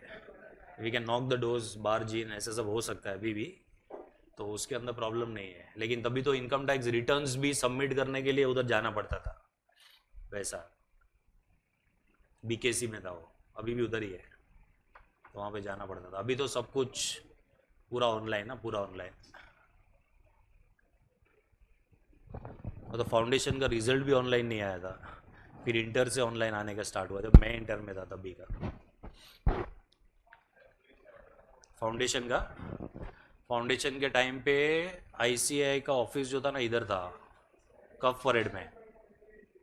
तो उधर जाने का, उधर बोर्ड के ऊपर रोल नंबर लिखा रहेगा, उसमें चेक करने का तेरा रोल नंबर है कि नहीं है। वो 3 इडियट्स में है ना, चेक कर मेरा नाम है क्या, ऐसा वाला। हाँ वो वैसा वाला सिस्टम में था तभी।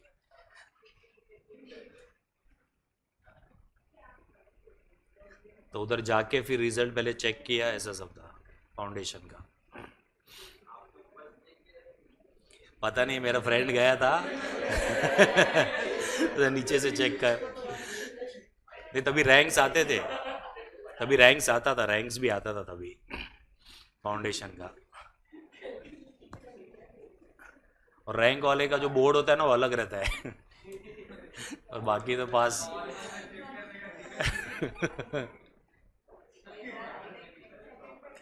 और वैसे भी फाउंडेशन नॉर्मल, नॉर्मल में भी क्लियर हो जाना इज लाइक रैंक ओनली। हाँ, हाँ मतलब तुम लोग फाउंडेशन क्लियर हो गया और रैंक ही है तुम्हारे लिए, वैसा है। ये बताओ ओपनिंग कितना है?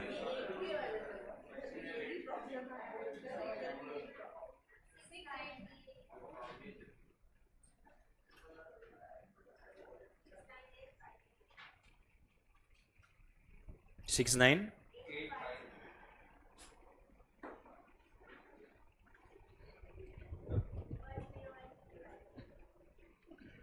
क्लोजिंग में क्या क्या किया? पहले प्रॉपर्टी लिखा, मैंने बोला नहीं था क्लोजिंग का, अभी तुमने कर दिया है क्या सब लोग ने? नहीं ना, हाँ तो क्लोजिंग निकालो, चलो क्लोजिंग निकालो। सुआयु बोल। कैपिटल अकाउंट का debit side minus capital account का credit side is statement of profit और लॉस। वहाँ पे जो लिखा है वही लिखने का। ज्वेलरी, परचेज ऑफ ज्वेलरी, फिर क्या, मैरिज एक्सपेंसेस। आया ये 1,01,350 आया। तो यहाँ से स्टार्ट करना पड़ेगा, 1,01,350।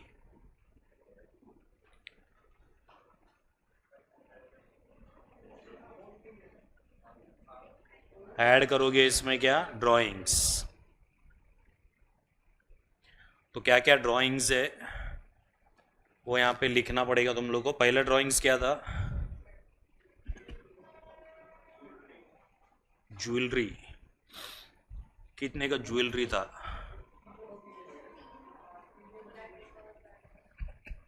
फिर क्या था?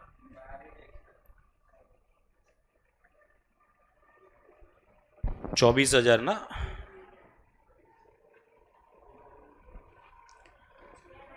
फिर क्या था? नहीं नहीं, डीवीडी प्लेयर था ना पहले, कि पहले मिनिमम हाउस होल्ड है।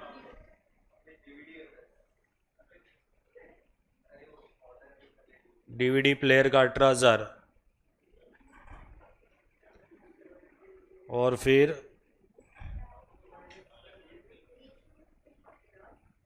हाउस होल्ड 24,000 ना, इंटू 5, 1,20,000। और कोई ड्राइंग्स वगैरह था?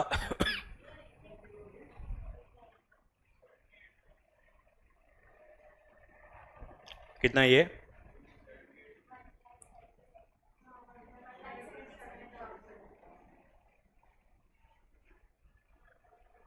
ये दोनों को ऐड करो, 78।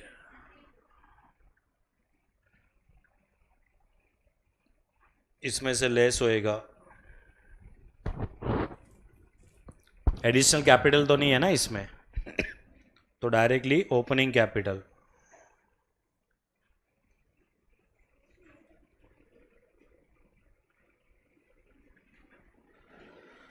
क्या था 1/1/2019 या 31 दिसंबर 2018, ठीक है, वन एंड द सेम। कितना ये 6850,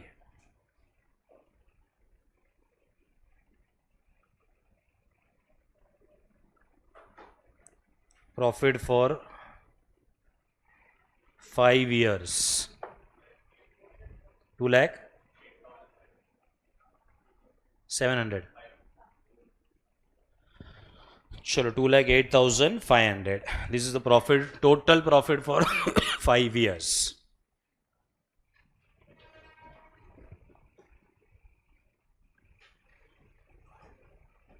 ये स्टेटमेंट समझाना इजी है ना स्टेटमेंट।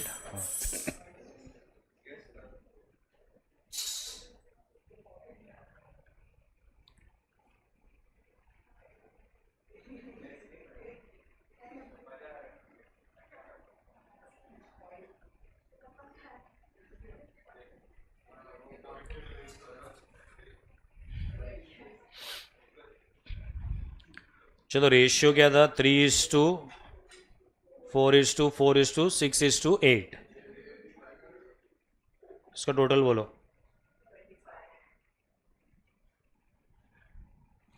एस्टिमेटेड प्रॉफिट 2,08,500, चलो क्रॉस मल्टीप्लाई करो और एवरी ईयर का प्रॉफिट मिल जाएगा। कितना है पहला?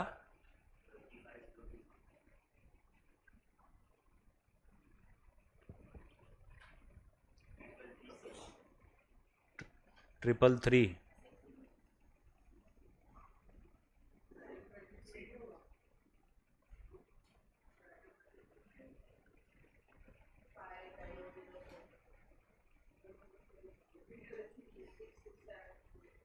सिक्स 720। चलो रिपोर्टेड प्रॉफिट जो क्वेश्चन के अंदर दिया है, what is the reported profit? 20,000,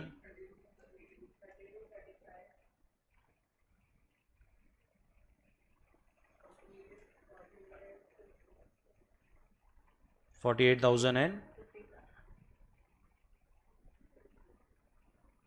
55,000।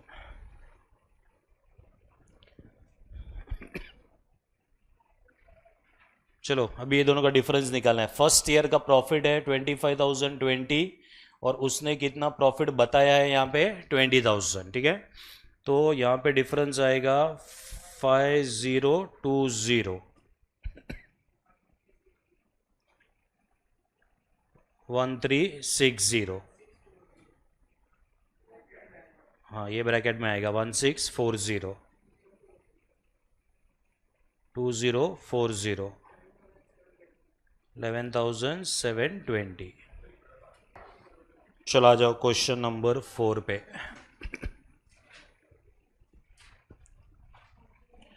Now this is a conversion method का क्वेश्चन, बहुत ही सिंपल क्वेश्चन है ये, just to make you comfortable, ठीक है। उसके बाद में हॉरिबल क्वेश्चंस भी है पीछे। हॉरिबल मतलब नंबर ऑफ ट्रांजैक्शंस बहुत ज़्यादा रहेंगे, तुम लोग को उसको अच्छे से रिकॉर्ड करना है, ठीक है। देखो अभी ये क्वेश्चंस को कैसे अप्रोच करते हैं ये बहुत ज़्यादा इजी रहेगा, क्योंकि यहाँ पे अपने को फाइनल अकाउंट्स का प्रिपरेशन करना है, ठीक है। सो व्हेन आई से फाइनल अकाउंट्स मतलब क्या क्या प्रिपेयर करना पड़ेगा? Trading, profit and loss and balance sheet, okay. Now Adam G keeps his books on single entry basis. The analysis of the cash book for the year ended on 31st of March 2022 is given below. तो हमें क्या दिया है मालूम है? यहाँ पे हमें कैश बुक दिया हुआ है, कैश बुक का एनालिसिस करके दिया हुआ है, मतलब एक्चुअली वो लोग ने कैश बुक बना के ही अपने को दिया हुआ है, ठीक है। सो ये कैश बुक में यहाँ पे लिखा हुआ है bank balance as on 1st April 2021, so this will become which balance over year? Opening balance, ठीक है। और वहाँ पे लास्ट में दिया हुआ है balance at bank on 31st of March 2022 which is 6,400, ये बैंक बैलेंस है। And cash in hand on 31 March 2022, ये कैश का बैलेंस है। ठीक है। सो कहना इससे ये जो कैश बुक अपने को दिया है, इसमें ये लोग ने कैश का कॉलम बैंक का कॉलम अलग अलग नहीं किया हुआ है, वो दोनों को मर्ज करके वो लोग ने कंबाइंड कैश बुक अपने को दे दिया है। और इसके लिए क्लोजिंग बैलेंस में अपने को बैंक का बैलेंस भी दिख रहा है और कैश का बैलेंस भी दिख रहा है। ठीक है। अभी ये जितना भी यहाँ पे तुम्हारा डेबिट साइड पे सारे के सारे रिसीट्स है और जितना भी पेमेंट साइड पे इंफॉर्मेशन है, these are all what in all the payments. ठीक है। जो रिसीट्स होते हैं उसके अंदर दो चीज हो सकता है, या तो वो तुम्हारा इनकम रहेगा या तो फिर वो तुम्हारे लिए लायबिलिटी रहेगा। क्या रहेगा? ये लायबिलिटी। ठीक है। रिमेंबर दिस, जो पेमेंट्स होता है उसमें या तो वो तुम्हारे लिए एक्सपेंसेस रहेगा या तो फिर वो तुम्हारे लिए क्या रहेगा मालूम है? Asset. Because you make the payment for what you know for revenue expenditure, you make the payment for what you know for capital expenditure. ठीक है। तो यहाँ पे रिसीट्स को कैसे एनालाइज करना है, रिसीट के अंदर जो भी रहेगा वो या तो इनकम रहेगा या तो फिर किधर जाएगा? लायबिलिटी। ठीक है। पेमेंट साइड पे जो भी रहेगा वो या तो तुम्हारा क्या रहेगा? एक्सपेंस रहेगा या तो फिर वो तुम्हारा कैपिटल एक्सपेंडिचर रहेगा। तो it will go in the balance sheet on which side? On the asset side. Okay. तो अपने को पहले कैश बुक का डिटेल्स दिया है, then we are also given the particulars of other assets and liabilities are as follows. उसमें जो 1 अप्रैल 2021 ये ओपनिंग है and 31 March 2022 this is what you know closing. Okay. अच्छा, अभी यहाँ पे डेटर्स है, क्रेडिटर्स है, machinery, furniture, inventory, investment. So we know how to break this into what into assets and what in assets and liabilities, right. अच्छा, इसमें opening closing का information क्यों दिया हुआ है?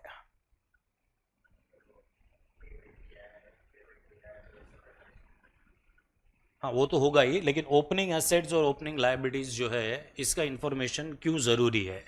क्योंकि फाइनल अकाउंट्स तो बनने वाला है 31 मार्च 2022 का। या तो अपने अपने पास कैपिटल का फिगर थोड़ी ना दिया हुआ है। We will require which capital? Opening capital. फिर ओपनिंग कैपिटल में क्या ऐड करेंगे? प्रॉफिट माइनस क्या करेंगे? ड्रॉइंग्स, एडिशनल कैपिटल इंट्रोड्यूस, ये सब होएगा। और उसके बाद अपने को क्या मिलेगा यहाँ पे? Closing capital. ठीक है। तो ओपनिंग का इंफॉर्मेशन एक ही चीज के लिए दिया हुआ रहता है, अगर हमारे पास ओपनिंग कैपिटल नहीं है तो हमें ओपनिंग का इंफॉर्मेशन दिया हुआ रहेगा। ठीक है। तो यहाँ पे अपने को लिस्ट ऑफ बैलेंसेस दिया है। इतने से they are asking to prepare the final accounts for the year ending 31 March 2022 after providing depreciation at the rate of 10% on machinery and furniture and rupees 800 against what you know against the doubtful debt। ठीक है। तो ये PDD provide करना है अपने को, right. अच्छा, अभी इसके अंदर है ना, सबसे पहले हमारा सॉल्यूशन का फॉर्मेट आएगा, जो एक पेज का ट्रेडिंग पीएनएल अकाउंट रहेगा और एक पेज का क्या रहेगा यहाँ पे? Balance sheet. ठीक है। एक वर्किंग कंपलसरी रहेगा। पहला वर्किंग जो है, अपने पास ओपनिंग कैपिटल नहीं है, सो हमें लास्ट ईयर का बैलेंस शीट भी क्या करना पड़ेगा? प्रिपेयर करना पड़ेगा to find out what you know find out the opening capital. Okay. इसके अलावा और भी बहुत सारे अकाउंट्स ओपन होंगे। कौन से होंगे वो क्वेश्चन स्पेसिफिक रहेगा।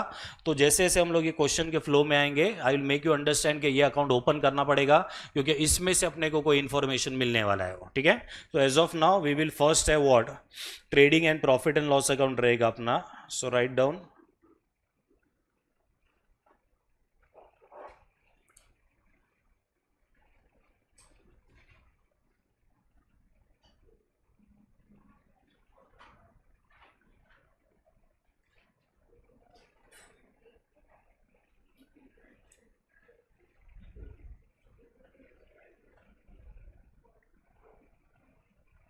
देखो, इसके क्वेश्चन है ना, फाइनल अकाउंट से भी बड़े बड़े होते जाएंगे। हाँ, तो फाइनल अकाउंट्स में तो सब कुछ दे दिया रहता है, यहाँ पे बहुत कुछ पहले कैलकुलेट करना पड़ेगा। क्या हुआ एग्जाम में? एग्जाम का ही कर रहे हैं अपन।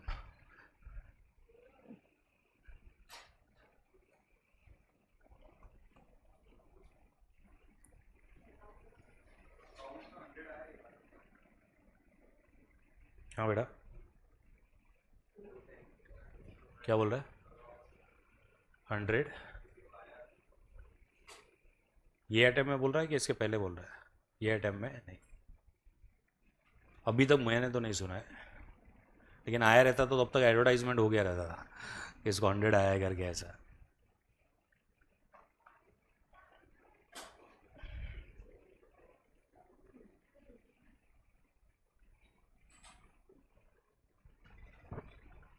नहीं देते रहे इंस्टीट्यूट, बहुत रेयरली देगा वो लोग।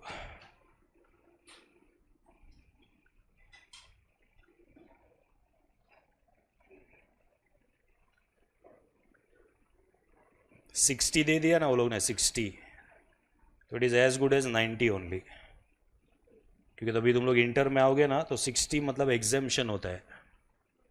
एग्जाम्शन मतलब नेक्स्ट 3 अटेम्प्ट के लिए अगर तुमको कोई पेपर में 60 आया है तो नेक्स्ट 3 अटेम्प्ट के लिए वो पेपर नहीं देना है तुमको वैसे। तो 60 is as good as 90 only. तो वो लोग ने एग्जाम्शन का लेवल 60 रखा है, मतलब सोचो लोग 60 देंगे कि नहीं देंगे।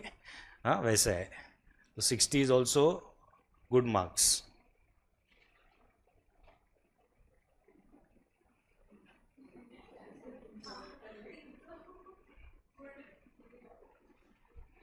नहीं, फाउंडेशन में नहीं है वो एग्जाम्शन, इंटर से आएगा,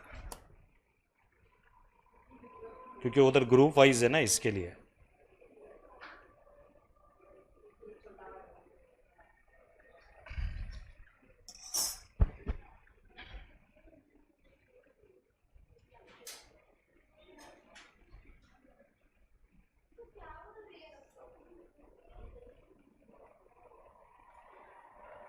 अगर तुमको थोड़ा थोड़ा एनपीओ याद रहेगा तो एनपीओ में भी हम लोग यही प्रोसेस यूज़ करते हैं। उसमें भी ओपनिंग बैलेंस शीट बनता है, क्लोजिंग बैलेंस शीट बनता है, उसके अंदर भी सेम वैसे ही आता है।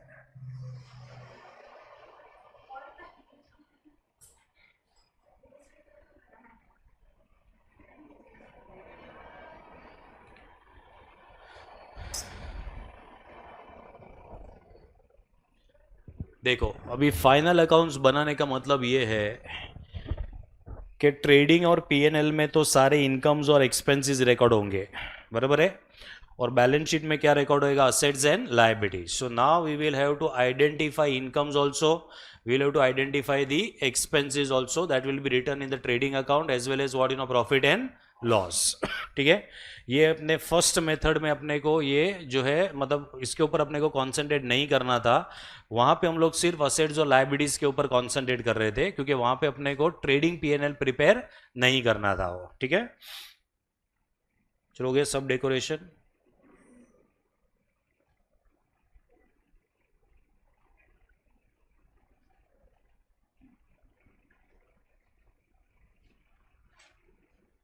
स्टार्ट करें।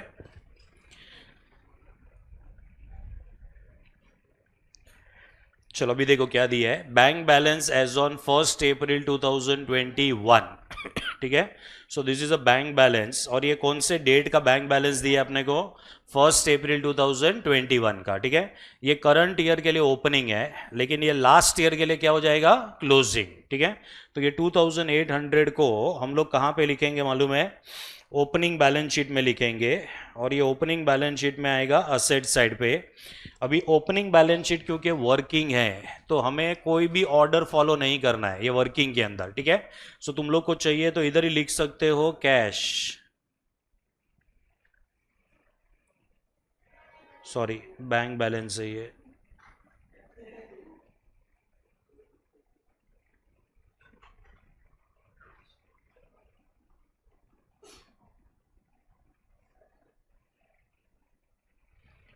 So what is the bank balance we have? Opening 2800।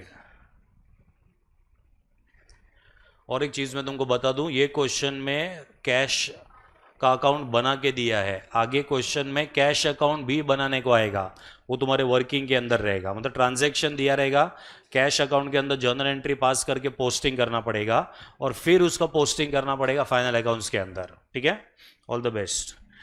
चलो फिर next, we are given received from sundry debtors. ठीक है, तो कितना अमाउंट मिला है सन्ड्री डेटर्स के पास से? 48,000 का। ठीक है, तो उसके लिए ना हमें चेक करना है कि अपने पास डेटर्स है क्या।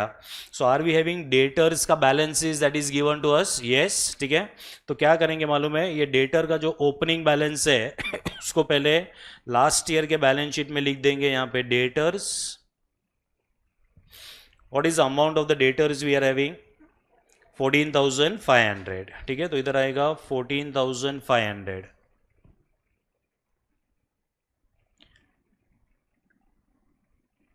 एक डेटर का अकाउंट बनेगा,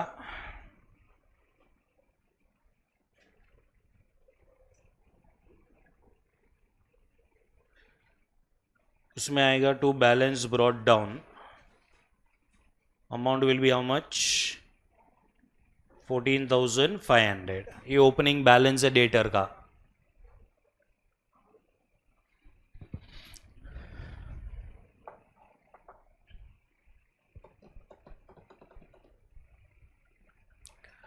डेटर के पास से कितना पैसा मिला है?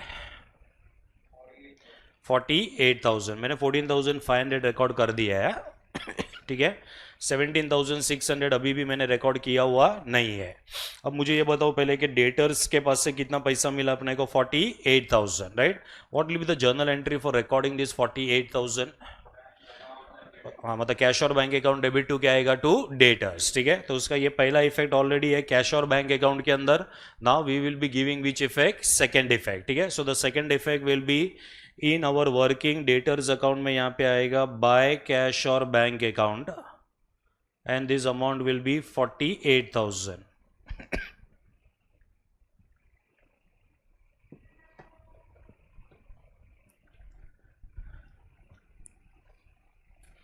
मुझे बताओ डेटर के पास से जो पैसा मिलता है वो इनकम होता है कि डेटर को जो सेल करते हैं वो इनकम होता है? सेल करते हैं वो, ठीक है। तो 48,000 डेटर के पास से जो पैसा मिला है ना, इसको हम लोग ट्रेडिंग पीएनएल में रिकॉर्ड नहीं कर सकेंगे, ठीक है। तो इसका दो इफेक्ट हो गया, वो समझा तुमको? ठीक है। अभी आगे जाके क्वेश्चन में ना ट्रांजैक्शन दिया रहेगा कि money received from debtor is 48,000, so you have to pass the journal entry orally. तुम्हें कैश और बैंक अकाउंट प्रिपेयर करना पड़ेगा, उसके अंदर पहला इफेक्ट देना पड़ेगा और दूसरा इफेक्ट अपने को कहां पे देना पड़ेगा? इन द डेटर्स अकाउंट, ठीक है। Can you think what is objective of preparing the debtors account here? या क्रेडिट सेल्स का इंफॉर्मेशन हो सकता है कि हमको डेटर्स में से मिले, तो balancing figure in the debtors may be what you know may be credit sales, और वो क्रेडिट सेल्स को हम लोग लेके जाएंगे हमारे ट्रेडिंग अकाउंट में। कौन से साइड पे? क्रेडिट साइड, ठीक है। इसके लिए we are preparing what you know debtors account, okay. चलो, तो ये हो गया 48,000 का। फिर हमको दिया हुआ है कैश सेल्स, ठीक है। Can you tell me what is the journal entry for recording the cash का सेल्स? कैश और bank account debit to sales, ठीक है। तो ये कैश का सेल्स का जो है 11,000 है। कैन यू टेल मी ये जो कैश का सेल्स है इसका दूसरा इफेक्ट कौन से अकाउंट में जाएगा? सेल्स अकाउंट में जाएगा, और वो सेल्स अकाउंट में से जाएगा कौन से अकाउंट में? ट्रेडिंग अकाउंट, ठीक है। तो मैं यहाँ पे सेल्स अकाउंट प्रिपेयर नहीं कर रहा हूं, इसको मैं डायरेक्टली ट्रेडिंग अकाउंट में डाल रहा हूं। कौन से साइड पे? Credit side. So we will go in our trading account on the credit side. We will write here by sales account, इसको अंडरलाइन कर रहा हूं मैं। यहां पे मैं लिख रहा हूं कैश, दूसरा मैं यहां पे लिख रहा हूं क्रेडिट। हमको कैसे समझा कि इसमें क्रेडिट सेल्स भी है? क्योंकि डेटर्स है इसके लिए, ठीक है। तो क्या हमें कैश का सेल्स का फिगर मिल चुका है इसमें से? Yes. So in the inner column I am writing 11,000। छोड़ देना इसको ऐसे ही। चलो, 11,000 को टिक मार्क करो। Capital brought during the year. चलो, एंट्री बोल दो इसका। कैश और bank account debit to capital account. Can I say this is additional capital introduce? जो भी ओपनिंग कैपिटल रहेगा उसके अंदर ये 6,000 हमको क्या करना है? ऐड, ठीक है। तो जब भी हम फाइनल अकाउंट्स बनाते हैं तो हमारे बैलेंस शीट में लायबिलिटी साइड पे क्लोजिंग में यहां पे आएगा पहले कैपिटल। ये कैपिटल अकाउंट को अंडरलाइन करके यहां पे लिखेंगे ओपनिंग। कहां से मिलेगा ये opening capital? Opening balance sheet में से, ठीक है। उसके बाद हम यहां पे लिखेंगे ऐड।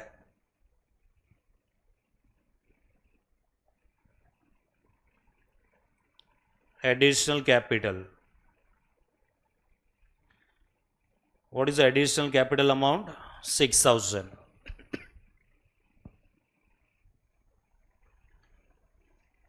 चलो, इसको टिक मार्क करो यहां पे। नेक्स्ट रिसीट साइड पे है इंटरेस्ट ऑन इन्वेस्टमेंट, ठीक है। तो इंटरेस्ट ऑन इन्वेस्टमेंट का जो अमाउंट तुमको दिख रहा है यहां पे अमाउंट कितना है? 200। Are we having any rate of interest on investment? ऐसा कोई रेट दिया है कि अपने को? नहीं, ठीक है। तो जितना इंटरेस्ट अपने को मिला रहेगा ये पूरा का पूरा हमारे लिए क्या हो जाएगा मालूम है? Income, okay. So what is the journal entry for receiving this interest on investment? Cash और bank account debit to interest on investment, ये इसका पहला इफेक्ट है, ठीक है। फिर interest on investment account open हो जाएगा, उसको हम लोग बंद करेंगे और कौन से अकाउंट में लेके जाएंगे, profit and loss. Profit and loss account में किधर जाएगा, ये क्रेडिट साइड, ठीक है। So do you want me to prepare the interest on investment account के मैं डायरेक्टली लिखूंगा तो समझेगा, ठीक है। तो हम लोग डायरेक्टली जाएंगे हमारे प्रॉफिट एंड लॉस अकाउंट में क्रेडिट साइड पे,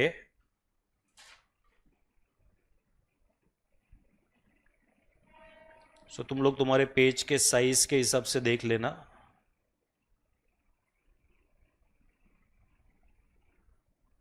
बाय इंटरेस्ट ऑन इन्वेस्टमेंट्स 200। चलो, ओनली फॉर माई अंडरस्टैंडिंग, ये क्वेश्चन में ऐसा है नहीं। सपोज यहाँ पे दिया रहेगा 10% इन्वेस्टमेंट, 10% इन्वेस्टमेंट यहाँ पे दिया रहेगा, रेट ऑफ इंटरेस्ट, ठीक है। तो यहाँ पे तुम्हारा 5000 ओपनिंग है, 5000 क्लोजिंग है, तो तुम्हारा एक्चुअली इनकम कितना होना चाहिए था, 500, ठीक है। लेकिन तुम्हारे कैश और बैंक अकाउंट में खाली 200 रुपया है, तो इनकम में कितना रिकॉर्ड करोगे, पूरा 500 आएगा, बरोबर है। तो बाकी का 300 क्या रहेगा, आउटस्टैंडिंग रहेगा, ठीक है, या अक्रूड रहेगा, ठीक है। तो ये क्वेश्चन में से कुछ आउटस्टैंडिंग वगैरह कैलकुलेट करना पॉसिबल है नहीं है, ठीक है। इसके लिए हम लोग ने 200 डायरेक्टली क्या ले लिया है, हम लोग ने इनकम में ले लिया है, ओके। चलो फिर नेक्स्ट हम लोग आते हैं पेमेंट साइड पे। Now we are having payment to sundry creditors, ठीक है। हमने कितने का पेमेंट किया क्रेडिटर्स को, 35,000, ठीक है। तो क्या हमारे पास यहाँ पे क्रेडिटर्स का बैलेंस दिया हुआ है क्या, यस, ठीक है। तो पहले मैं ओपनिंग बैलेंस लिख रहा हूं, ये 5,800 का। So we go in the opening balance sheet. Opening balance sheet में यहाँ पे मैं लिख रहा हूं लायबिलिटी साइड पे क्रेडिटर्स 5,800। क्रेडिटर्स का अकाउंट बनाना पड़ेगा। We will have to prepare creditors का अकाउंट, बताओ जरा, परचेज के लिए।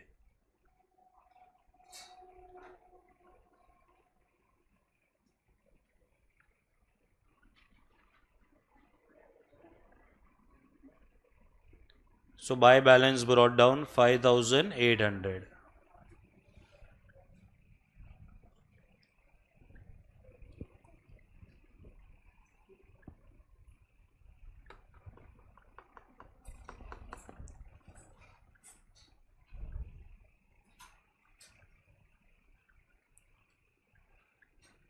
अभी यहाँ पे क्रेडिटर्स में ओपनिंग है, क्लोजिंग है, क्रेडिटर्स को कितना पेमेंट किया वो भी है।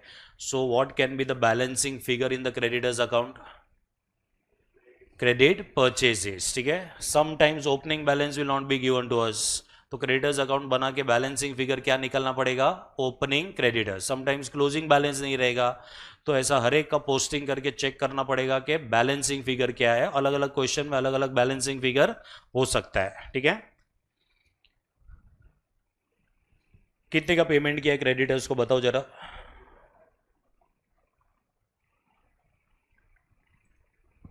हाँ, what will be the journal entry for making the payment to the creditors, creditors account debit to cash और बैंक, ठीक है। तो ये अपना जो है पहला इफेक्ट हो चुका है, कैश और बैंक में आ चुका है। सेकंड इफेक्ट कौन से अकाउंट में जाएगा, क्रेडिटर्स। सो इधर आएगा टू कैश और bank account 35,000।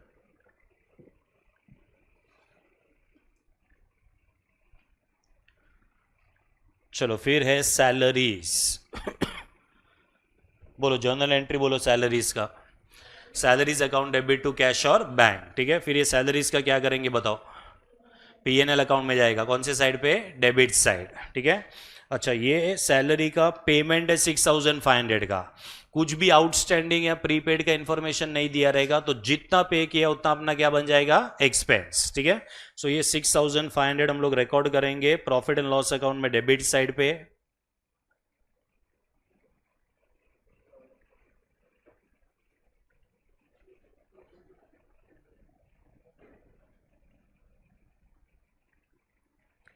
To salaries 6,500।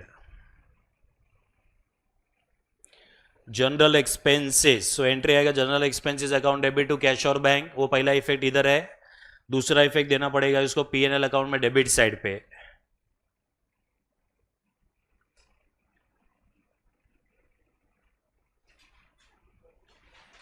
To general expenses 2500.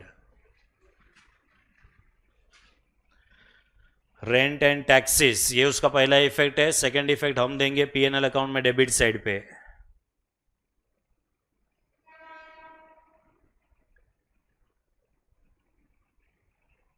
So rent and taxes का amount is 1500.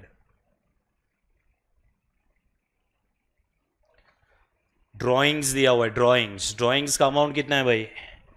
3600. What will the journal entry for recording drawings account debit to cash और bank. ठीक है. Drawings का second effect किधर आएगा बताओ? Less from capital. ठीक है. तो यहाँ पे जो तुम्हारा क्लोजिंग बैलेंस शीट है उसमें लिखने का less drawings. So amount of drawing is 3600.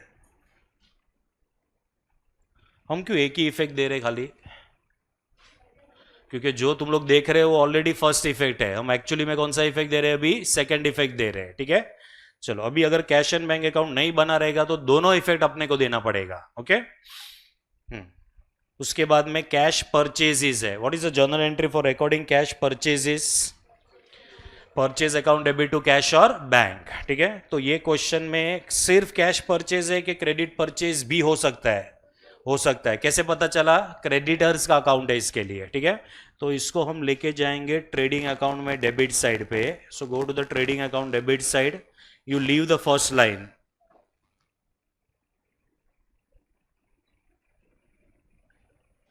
To purchases cash. What is the amount of cash purchase we have? 12,000. यहाँ पे क्रेडिट परचेज भी है. हमको कैसे पता चला? तो क्रेडिटर्स का अपने को यहाँ पे जो अकाउंट दिया हुआ है उससे अपने को मिलेगा ये क्रेडिट परचेजेस. ठीक है. फर्स्ट लाइन क्यों छोड़ा हमने यहाँ पे? ओपनिंग स्टॉक के लिए. ठीक है. चलो, ये हो गया. तो 12,000 का भी इफेक्ट हो गया. Now we are having balance at bank on 31 March 2022. Bank balance और कैश का बैलेंस दिया है. ये दोनों बैलेंसेस किधर जाएंगे बताओ? क्लोजिंग बैलेंस शीट में असेट साइड. ठीक है. तो ये उसका पहला इफेक्ट है. Second effect is going to be closing balance sheet on the asset side. तो बैलेंस शीट में आ जाओ असेट साइड पे. अभी क्लोजिंग में पहले फिक्स्ड एसेट आएगा, बाद में आएगा तुम्हारा करंट एसेट्स. तो यहाँ पे मैं लिख रहा हूं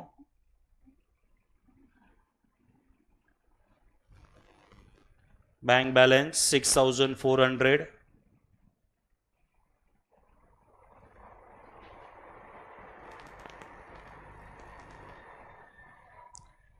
कैश बैलेंस है 500. चलो, ये दोनों हो गया.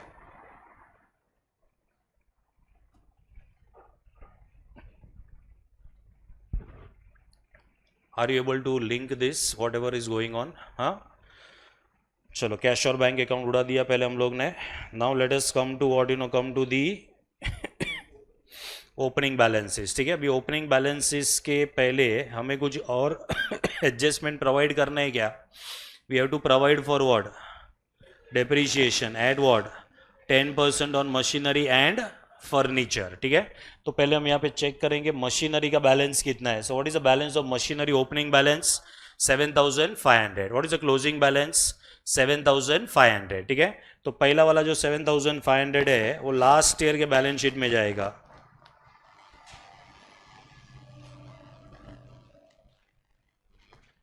मशीनरी 7,500. ये वाला जो बैलेंस शीट है वर्किंग नोट है. तो उसमें हमें पहले फिक्स्ड एसेट्स, बाद में मतलब उसके अंदर कोई भी ऑर्डर अगर हम लोग फॉलो नहीं करेंगे तो चल जाएगा. लेकिन जो मेन सॉल्यूशन है उसके अंदर ऑर्डर फॉलो करना पड़ेगा. पहले फिक्स्ड एसेट्स आएगा और बाद में आएगा तुम्हारा करंट एसेट्स. ठीक है. फिर ये मशीनरी इधर भी आ जाएगा, लेकिन यहाँ पे हम लिखेंगे इनर कॉलम में, दैट इज 7,500. इसमें से हम लेस करेंगे, लेस डेप्रीशिएशन. 10% डेप्रीशिएशन है, 750 आएगा. तो आउटर कॉलम आएगा 6,750.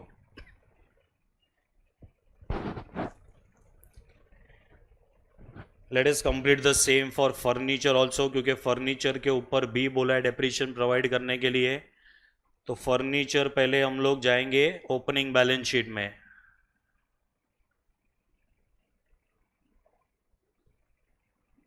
सो फर्नीचर इज 1200 ओपनिंग। ये फर्नीचर को क्लोजिंग बैलेंस शीट में लेके आओ।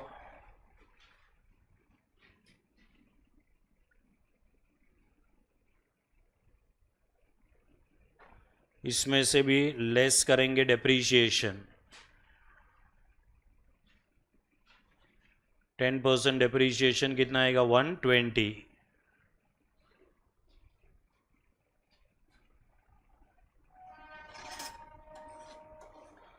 चलो आउटर कॉलम में कितना जाएगा? 1080। ठीक है। Now will give the second effect of depreciation. ये भूलना नहीं है, डेप्रीशिएशन का सेकेंड इफेक्ट किधर आएगा? पीएनएल अकाउंट, डेबिट साइड पे। सो इधर लिखेंगे टू डेप्रीशिएशन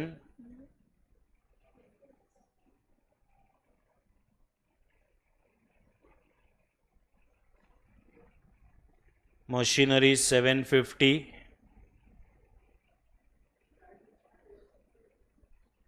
फर्नीचर 120, तो टोटल डेप्रीशिएशन आएगा 870 का।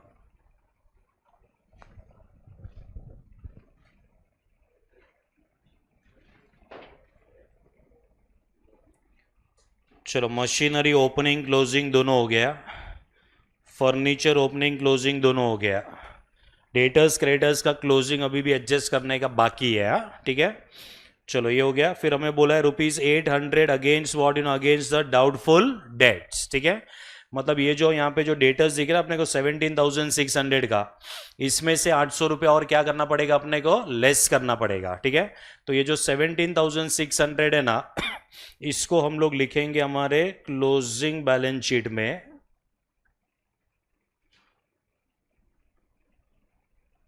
Debtors 17,600 less new PDD. कितना न्यू पीडीडी? 800।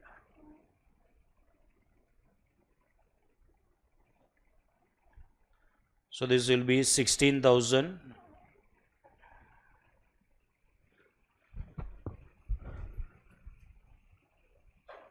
पीडीडी का दूसरा इफेक्ट बताओ किधर आएगा? पीएनएल अकाउंट में debit side. So PNL account में डेबिट साइड पे आएगा to new PDD.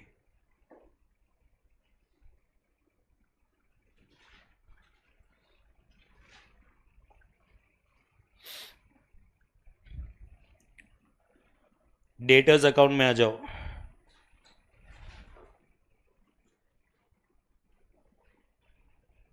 Debtors account में क्लोजिंग कितना लिखोगे?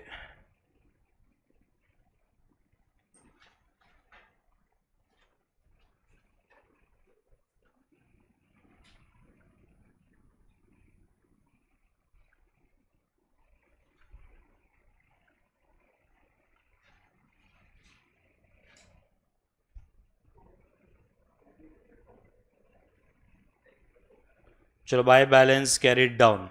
अभी डेटर्स अकाउंट में क्लोजिंग कितना लिखना है तुमको? 17,600।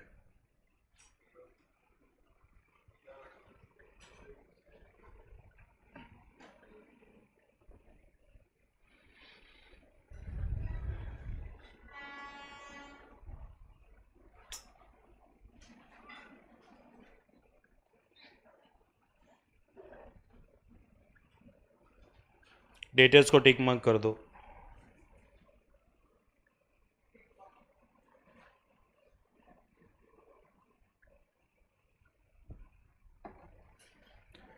चलो डेटर्स का ओपनिंग क्लोजिंग हो गया।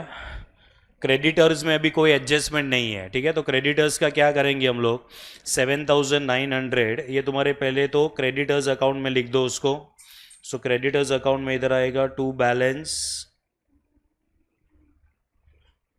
Carried down, amount is 7,900।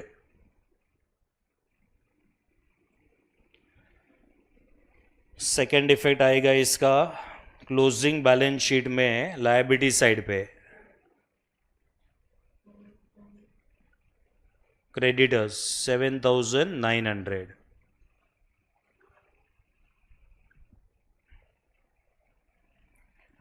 चलो क्रेडिटर्स भी हो गया. Now we are having inventory. ठीक है, इन्वेंट्री 3,900 का क्या होएगा? 3,900 का ओपनिंग स्टॉक है ये. ठीक है, तो पहले इसको लेके जाएंगे हम लोग ट्रेडिंग अकाउंट में डेबिट साइड पे.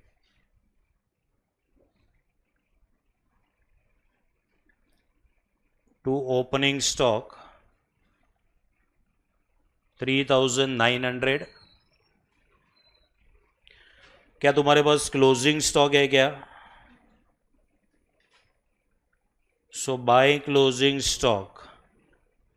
क्लोजिंग स्टॉक है 5,700.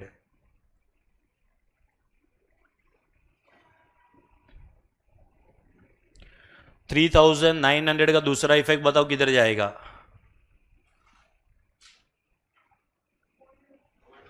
हाँ, मतलब ओपनिंग बैलेंस शीट में असेट साइड, और 5,700 का दूसरा इफेक्ट क्लोजिंग बैलेंस शीट में असेट साइड पे.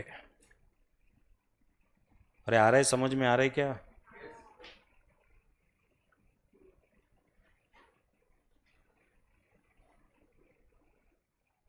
क्लोजिंग स्टॉक है 5,700 का,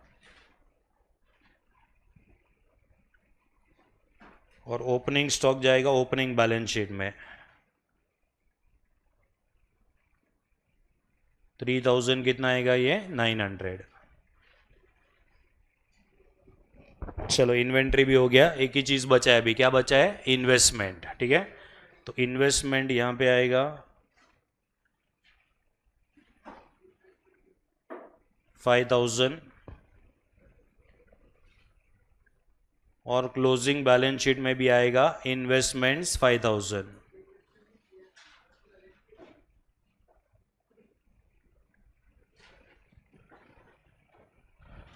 चलो अभी हम लोग ने सब पोस्टिंग कर लिया है. हाँ हाँ, ये तू खा ले, ये क्वेश्चन के बाद मैं वैसे भी छोड़ रहा हूँ, और 10 मिनट लगेगा. तो खा ले तो.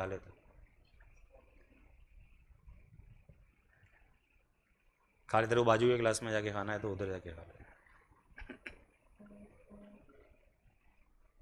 कोई मांगेगा नहीं उसके पास से.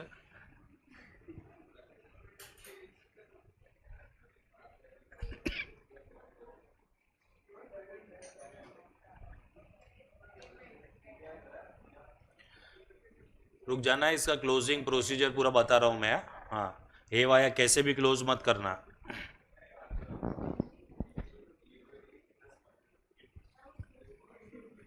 स्टार्ट करूँ? चलो पहले है ना, डेटर्स का अकाउंट बंद करेंगे.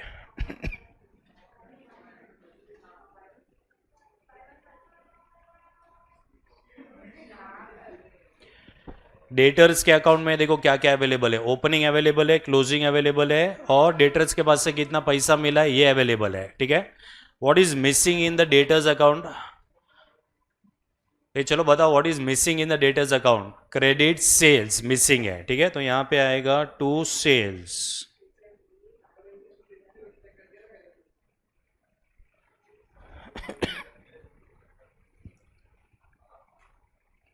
चलो कोई बताएगा इसका अमाउंट? 51,100.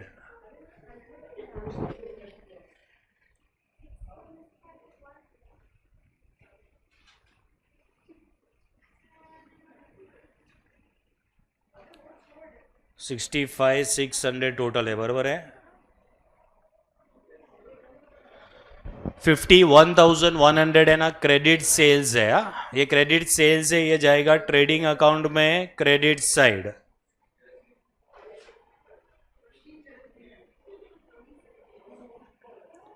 सो इधर आएगा 51,100. तो टोटल सेल्स कितना हो जाएगा तुम्हारा? 62,100. चलो इसके बाद क्रेडिटर्स का अकाउंट बंद करने का.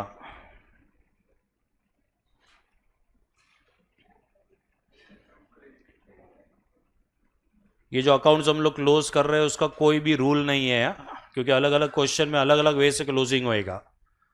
तो what is missing in the creditors is by purchases.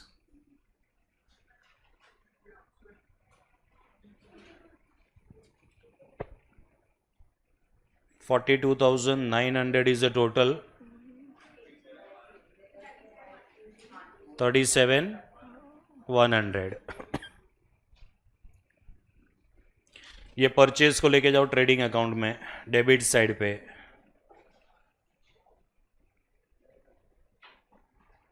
So this will be 37,100.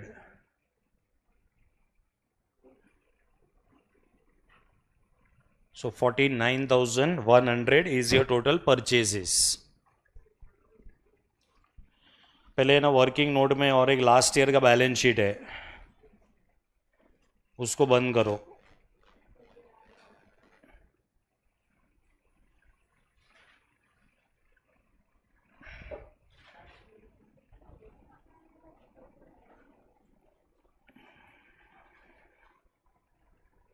चलो इसमें से ओपनिंग कैपिटल आएगा.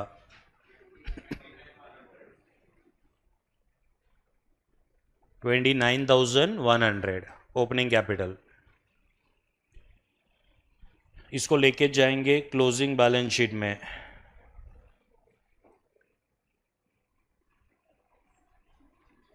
$29,100. चलो अभी ट्रेडिंग अकाउंट बंद करो. चलो नेट प्रॉफिट आएगा 2830. इसको ऐड करेंगे यहाँ पे.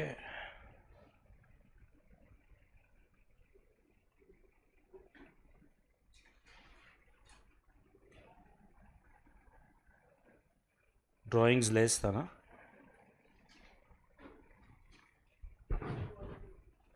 34,330. चलो थोड़ा बहुत हिंट आया तुम लोग को कन्वर्जन मेथड का. हाँ अभी इसमें जो है कॉम्प्लिकेशंस बढ़ते जाएंगे इसके अंदर. ठीक है, कॉम्प्लिकेशंस मतलब ट्रांजैक्शन बढ़ते जाएंगे और कुछ नहीं है. चलो वील कंटिन्यू टुमारो.